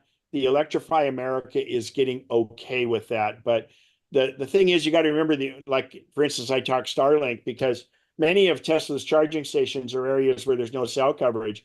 So they have free Wi-Fi for you to use when you're there. And they have Starlink to have it so that they have real time telling you which stalls are available at what, et cetera. So I'll pick a Rivian, which is a good vehicle. Let's go down here. Here's a Rivian, and we'll go with the R1S, which is their SUV. I'll go with a 2025. We'll go with a quad motor max pack, so that's the bigger battery. And usually you go with the smaller of the tires, they're more efficient. And I'll say NACS adapter. So done. So now I'll plan that same 1,000-mile trip using the Rivian. And Rivian, by the way, you've seen those Amazon delivery vans that are all electric. Those are made by Rivian. And that's what's keeping Rivian alive, because Rivian loses a lot of money on each of their cars. So it's doing its calculation. It's figuring it out here. So it figures the best route. And what I do is, like in this planning, so this 1,000-mile route, you can see it's considerably better than it was with the Volt. But what I do on this route is I will use a better route planner. And I love this planning. First of all, if I went into my car and I put this in my car, or even use the Tesla app on my phone, it would do all of this. Now, if you look down here, you'll notice that means it's a Tesla charger. This means it's an Electrify America charger, is the differences between these. And because it can do both, as my Tesla can, it can choose those. If I were doing this, I would only have it go to Teslas, because I'm just not sure how well those others work. But what I would do if I were planning this trip, like I've done this trip a lot out into this area. And if we look here, it's in kilometers. I'm sorry. I should have made it in miles. I can do that. Now, I'm not going to worry about changing it right now, but it's approximately 1,000 miles. I know this trip is 1,000 miles. So if I'm going to stop over, a lot of times I'll stop in Elko, or I'll drive all the way to Salt Lake. I will find a hotel that has a charger, so I don't have to worry about charging there. And many of the hotel chargers are free. They're starting to charge there also. But that way I can plug it in. I go to sleep. I wake up the next morning and my car's fully charged. I'm not waiting at a charger, because when you're at a supercharger, it charges so quick, they want you to leave in a certain amount of time. So anyway, this is a Rivian, and you can see here the total price to go 1,000 miles is $227, and your total charging time is 3 hours and 5 minutes. So I'm going to, just for reference, go back and let's change the car again and go to a Tesla.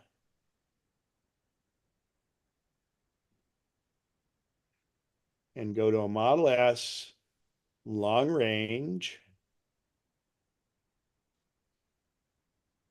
And I'll tell it only to do Tesla. Done. Because that's the other thing, is the Tesla chargers are faster than these other CCSs. So that Rivian was 3 hours. So now when you look at it, so realistically, and I should point out, okay, this shows I'm leaving with 90% of my battery. I would leave with 100%. So look at this. I go here, I stop in Reno for 11 minutes. That's enough time to go to the restroom and get a water. Then I stop in Winnemucca. Well, there's actually a great little taco place right by the charger there. So what would happen here is I wouldn't have enough time to eat lunch. So what I do is I would charge for longer than that. And then this charging would be less. So in this entire time, in this entire trip, I stopped for a minute or 1 hour and 44 minutes. And a half hour of that, well, actually, this probably I would have stopped for lunch and dinner. So realistically, I would have hardly had any time at all that wasn't eating. So a better route planner is what this called. And the other one that I brought up was called PlugShare. And where was that? Oh, that was okay. PlugShare was here. This is the one that gives you the it has all the big charging stations, but it also has the overnight charging. So, all right, that's a lot of stuff. It's getting better all the time. The prices are dropping. I would say within the next 2 years, it will be less expensive to buy an electric car than it is to buy a gas car because they are less expensive to produce. The batteries have been the one thing that was more costly. And man, I'll tell you, it's so nice. And most people here that have them can attest to it. That being said, we're going to do a spin-off, like using all these tools I just went over. We want to have kind of a spin-off special interest group where we'll do a Zoom to teach you how to use these tools and things like that, and different things, different considerations. If you're interested in an EV, or if you currently have an EV. So I know Lisa and Bev are both interested in that. And I think it'd be nice to have an hour-long meeting or an hour-and-a-half-long meeting at some point, because, I just dangled a better route planner in front of you. And when I use this thing, you don't plan just to get to the national park. I have it planned my entire trip around the national park, where I want to stop. And by the way, all of these things that do these calculations, they take into account the elevation change, because you use more energy going uphill. And when you go downhill, you create energy. You don't, and it's not a break even. I mean, you always will use a little bit more. It also, by the way, a better route planner and the Tesla app will take into account any headwinds that are there. They take into account temperature. And one really exciting thing that I learned recently is there's an electric logging truck that becomes a perpetual motion machine. So when I told you that when you go downhill or when you slow down for a stop sign or a stoplight, there's regeneration. The motor charges the battery, okay? That charging is what slows you down, but that energy gets transferred back to the battery. If you've ever watched any of those logging shows, they do these things where normally they do logs and they skid them down to the bottom. But in a lot of the really steep logging, what they have is an overhead. They have these cables where they haul the logs up to the top and put them on a logging truck, because a big log going downhill can be very dangerous. Mhm. So they haul them up to the top and they put them on a logging truck. Well, there's one company that makes electric logging trucks. If you think about it, the truck is up at the top. It's empty. They pile logs on it. When that truck goes downhill, obviously it needs to slow down. The energy for slowing down is regenerating and charging the battery. That logging truck could start essentially with a zero battery up top. And by putting the logs on it, as long as it can get off the landing, we'll say it has 10%. It makes its way down. Because it needs to slow down and doesn't use brakes, it uses regeneration.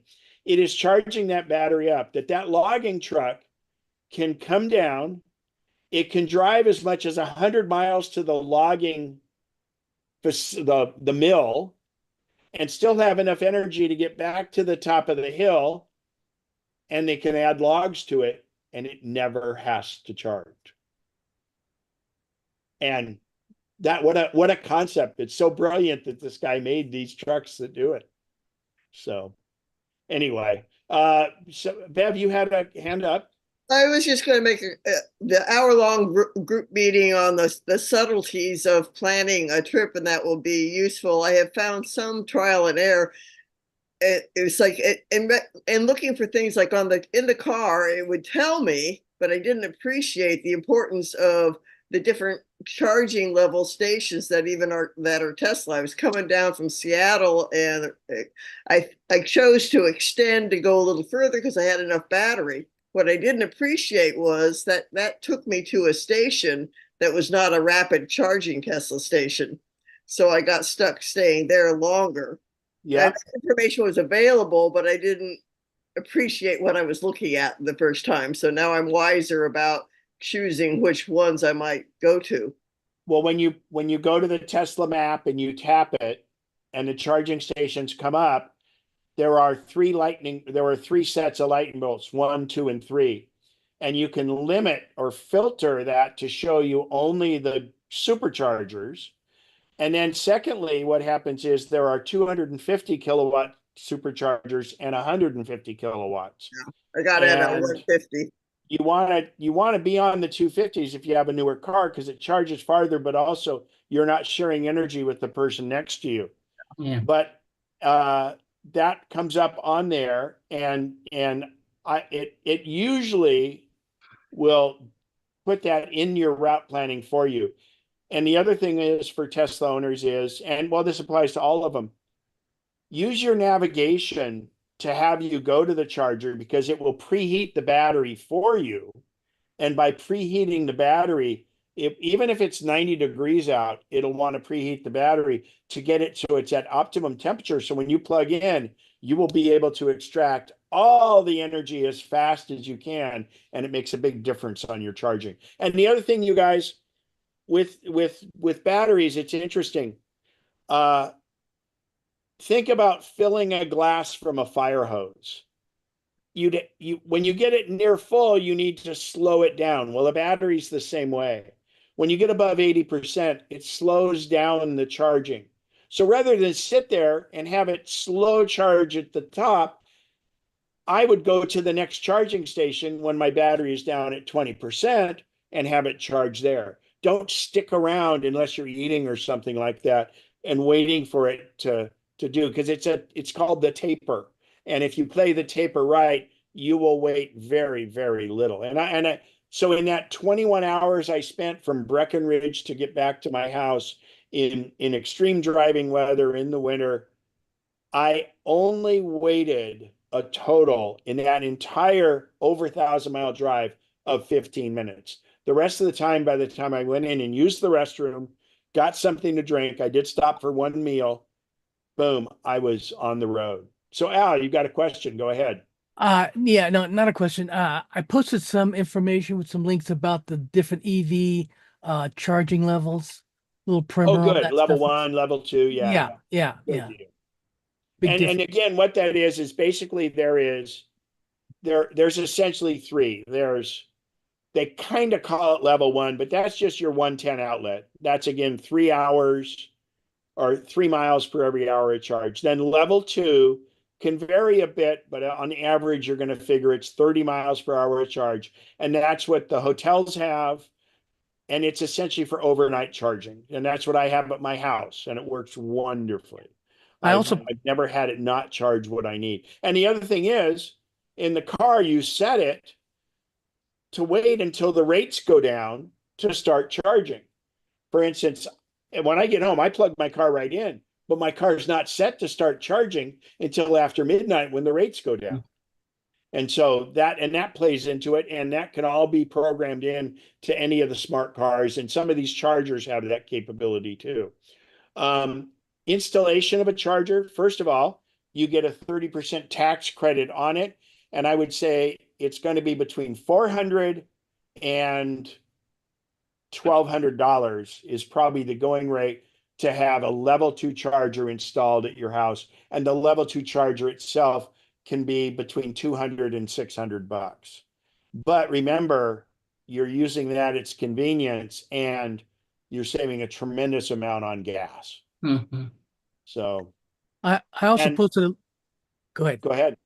I posted a link in there. I guess Amazon has some of these power switch adapters for your dryer EV.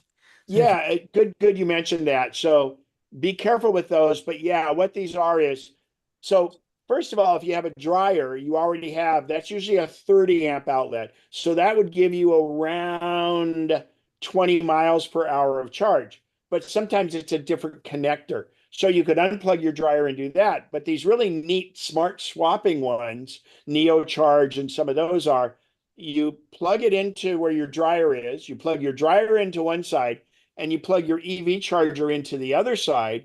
And what it does is it'll be, for instance, and you tell it, well, my priority is my dryer. So when my dryer is running, I can't charge my car. And so when you're charging your car, but you run out and you decide, oh, I got to do my dryer. So you do your dryer, it takes over and it turns off the charging to the car. But then when the dryer is done, it goes back and does it. They're very neat. I think you do get a good version of them. Don't get a cheap one, because this is all about powering your house, and that's a great way around it. But remember, that's not hardwired. So if you have a door from your garage to your dryer, you got to worry about that and stuff. And a lot of the electrical, it's very simple to just, if you think about your dryer, that outlet on the wall, that's all you need in your garage is one just like that. It takes some special wiring because it's higher amperage, but then you just get this wall charger, no, excuse me, wall charger, this mobile charger where you plug it into a 1450. And I got to tell you, for range anxiety, and I've only ever used mine one time as a test, you can also take, if you take that same connector you use on the wall, if you go to an RV park where they have hookups for trailers, it's the same thing. So and that would be for an overnight charge. It's not for the fast charging. And like Bev said, be conscious of it, because you'll see a charger like, oh, there's a charger. And then you sit there for an hour and you gain only about 30 miles. Hey, it'll do in a pinch, but it's not the same thing as gaining 200 miles in 15 minutes. Mm-hmm. So anyway, but be careful when you look at a car. You want to know what speed it can charge at, not necessarily level 2, but what kind of charging capabilities it has. Even though it can use the Tesla network, it might not be able to be able to have enough amperage. The Teslas, the Rivians, the Fords, not the GM Bolt, but I think the other GMs, the trucks will have it, where they can charge over 100 kilowatts. And that is, if you're taking long trips, a big deal. If you're just going around town, that's not that big a deal. So. Just All right. just a verbal to Lena, I sent you my personal message, just as Bev, my contact info on a direct message. Oh, good. I Regarding don't know if the you got it. I can send it to you again if you're looking at the chat. And then if anybody is interested, Al, why don't you post my email or use the nosken@gmail.com. And then you guys just say EV, and then we'll get in touch with you when we decide to have this EV kind of symposium, special interest group. And again, it's not going to be strictly Tesla. There will be some Tesla specific things, but other than that, you can see from what it is here, it's again, especially with a better route planner, all the different ones that are available. So, and don't go buy a Fisker Ocean if you find one, because they are bankrupt and people are going to have trouble getting parts. So, and that's not to do with being electric. It just has to do with a very mismanaged company that it's the third time they've gone bankrupt. So, and the first 2 times they were hybrids. And anyway. Okay, cool. Any other questions before we sign off? Ken, which address did you want to use? The NOSCAN? NOSKN@gmail, Okay. if you've got that one. Yeah, yeah. And then I'll get together Bev and Lisa, and let's see what we can do on that. And anybody, if you have interest in that, click on the link that Al will include, and we'll let you know when we're gonna do this. It'll just be a Zoom, and hopefully it can grow into something, because for me, I mean, I believe in electric cars. I love them, and I would never go back. But I think there's education and planning that needs to be involved for it to be successful. So much so that for 3.5 years, every 3 months, I'd go to Tesla, because they do this big push at the end of the quarter. And I would go there and help them deliver cars just out of volunteer, because they couldn't spend the time with the people explaining to them how it's different. But I encourage you, I'll tell you, you can get in it and just drive. Don't get worried about all this mucky muck stuff.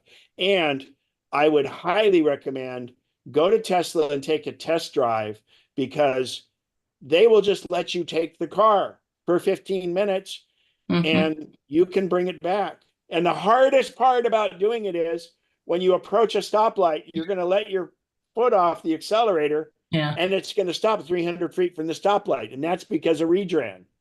That's going to take you 2 hours to get used to. And once you do, you'll go, how did I ever put up with a car that didn't have this? Because I don't even have to use my brake. If I let off on the accelerator, it comes to a stop at a stoplight, and then I just accelerate. And I didn't mention the fact that my car drives itself completely. I can drive for an hour and a half and never have to do an intervention in my car. And that's amazing. But that's separate. That's a whole different thing. That isn't because it's electric. Bev, go ahead and ask your question, and then Lisa. Well, it's unrelated to cars and that. It's a question about adjusting the email so when swiping left and right that you have an option instead of archive to go to trash. You went over that, and I did it for my phone, but I can't find how to do it on my iPad. But I can take that question at the end when we're not. Well, yeah, what you can do is go into the settings for mail. Yeah. And accounts, and then back up. You settings from go to mail first, then settings, or go to settings, then mail? No, settings, mail. Yeah, that's what I have done. And then just make it mimic exactly what it is on your iPhone. You have to go into server settings. I've tried that, and it's I can't. Well, Google it and say iPad and just see how do I change archive to trash. Okay, good. All right, thank you. It's going to be under advanced, I think. Okay, I don't have my iPad in front of me, or I would. Okay, thanks. Lisa. Yeah, just a little bit about the anxiety of driving a Tesla. Old dog here, new tricks aren't that easy, but they have, and they didn't have a lot of time to show all the features of the car when I picked it up. However, prior to, they sent me a links to a bunch of tutorials, videos basically, that I could watch, and it went through the where are the gears? I mean, where's park, where's drive, where's reverse. I felt better with that walking onto that lot than if I hadn't done that. So it was time well spent. I agree completely. And in fact, it's part of the process. And I think the problem is, as we get more and more mainstream, people are not going to be as techie and want to do that. But it's a huge deal. And for me, I did all that investigation ahead of time, because Christmas of 2014, it was still pretty new, and I needed to know what I was getting into. And for me, it was, okay, I'm not going to go take a test drive till I'm ready, because I know what'll happen. And so I did all the research ahead of time, and I went over on December 22nd and took a test drive, and man, that was it. And so then I ordered my car online Christmas Day. So, and And Yeah, of course, and at that time, I didn't get it until March. That was how long it right. took. Well, I took Mary along as my co-pilot and just kept apologizing to her about my lousy driving, trying to get That's the that. whole thing. You let off on the accelerator and you're like, well, why did I stop back here? Yeah, it's the regenerative braking that, but you're right. All of a sudden, it's like, what? Oh gosh, because of the traffic ahead of me, I'm going to have to hit the brakes. Somebody stopped short, 2 cars ahead. So I'm going to have to hit the brake. I don't want to do that. Yeah, exactly. You You get that. better. It's all about getting that timing down. So, Yeah, yeah. yeah. So, anyway, And Yeah, have what you And about- noticed? she did fine, by the way. Yeah. Well, but that is really the only adjustment you have to make. yeah. And the other thing is, and I think every Tesla owner here can say it, it's called the Tesla grin. You look for reasons to go drive your car because it's just so much fun. Hmm. So, I have a dumb question. yeah, Bob. Probably not, but go ahead with your question. Well, until you were talking about letting off on the accelerator pedal, I just put two and two together here. When I'm driving around, there's a ton of Teslas, and coming up to stoplights or whatever, their brake lights come on. So Yeah. so, So that's so in actually other words, funny. is the so-called gas pedal connected to the brake lights? Yeah. So what it is, and that was always all of us always wondered in the beginning, but luckily inside the car, the computer has a picture of a picture of the car, and it shows you if your blinkers are on or your lights on. So when you decelerate, so what it is it's not a mechanical connection as much as there's an accelerometer, just like there is in the phone. When Okay. it senses it's decelerating, a little bit won't turn it on, but then if you decelerate enough, your brake lights will go on. And another thing that everybody should know is when you get up now that they have what's called the hold thing, where the H comes up, it keeps your brake lights on, but it also keeps your brakes engaged in case anyone were to rear end you and push you through the intersection. Your brakes are engaged. It's not that you're just in neutral like you would be in a regular car. But yeah, Bob, that comes up with everybody, and it's sensed. Oh, good question. I just And made that it connection. sometimes can be on and off, and so they can obviously with software they can fix it, but it's uh, it sometimes will flash a little bit much one way or the other. Now we have somebody called Richard the Magnificent. Is that Mr. Applebaum that just signed in? No, he uses his regular name when he's on Zoom. Okay. Hey, and please, Bab, you guys let him know too that we're going to start doing this. Yeah, I've invited him into the board meeting so that Good. when we talk about that issue, because he was the one who had approached me to try and get it on the agenda. So, Oh, good. Okay, Okay. we'll see you in an hour. All right, everybody. Thanks very much. Any last questions? Go ahead. Actually, it's only the hardcores are left. See ya. bye-bye. Bye. Thanks, Al, for the link on the Google on the swiping left and right. Yeah, did it have it for you or? I haven't looked that far. I copied the link and sent it Yeah, to actually, Michelle. in this, yeah, it's not just the swiping right. What you have to do is you have to change it from, it's a server setting and you're changing it from archive to trash. Yeah. Yeah, it's been wonderful. It's been a frustration on the Apple Mail. So it's been wonderful on my phone, but now I was trying it with my little injury here. I was using my iPad more, and it's just a pain in the butt to Yeah. have to push through several clicks to get to trash an email. But yeah, I don't use Google enough, but thanks. Yeah, I'm trying to figure out where I can turn my share off. I should have turned share off earlier. Huh. All right, talk to you guys later. There it is, stop share. Al, you got your chat notes? Yeah, I'm good. All righty, take care. Oh, it is Richard Applebaum. Hey, are you It's all there? silent. No, There there he he is. is. Oh, are you in prison?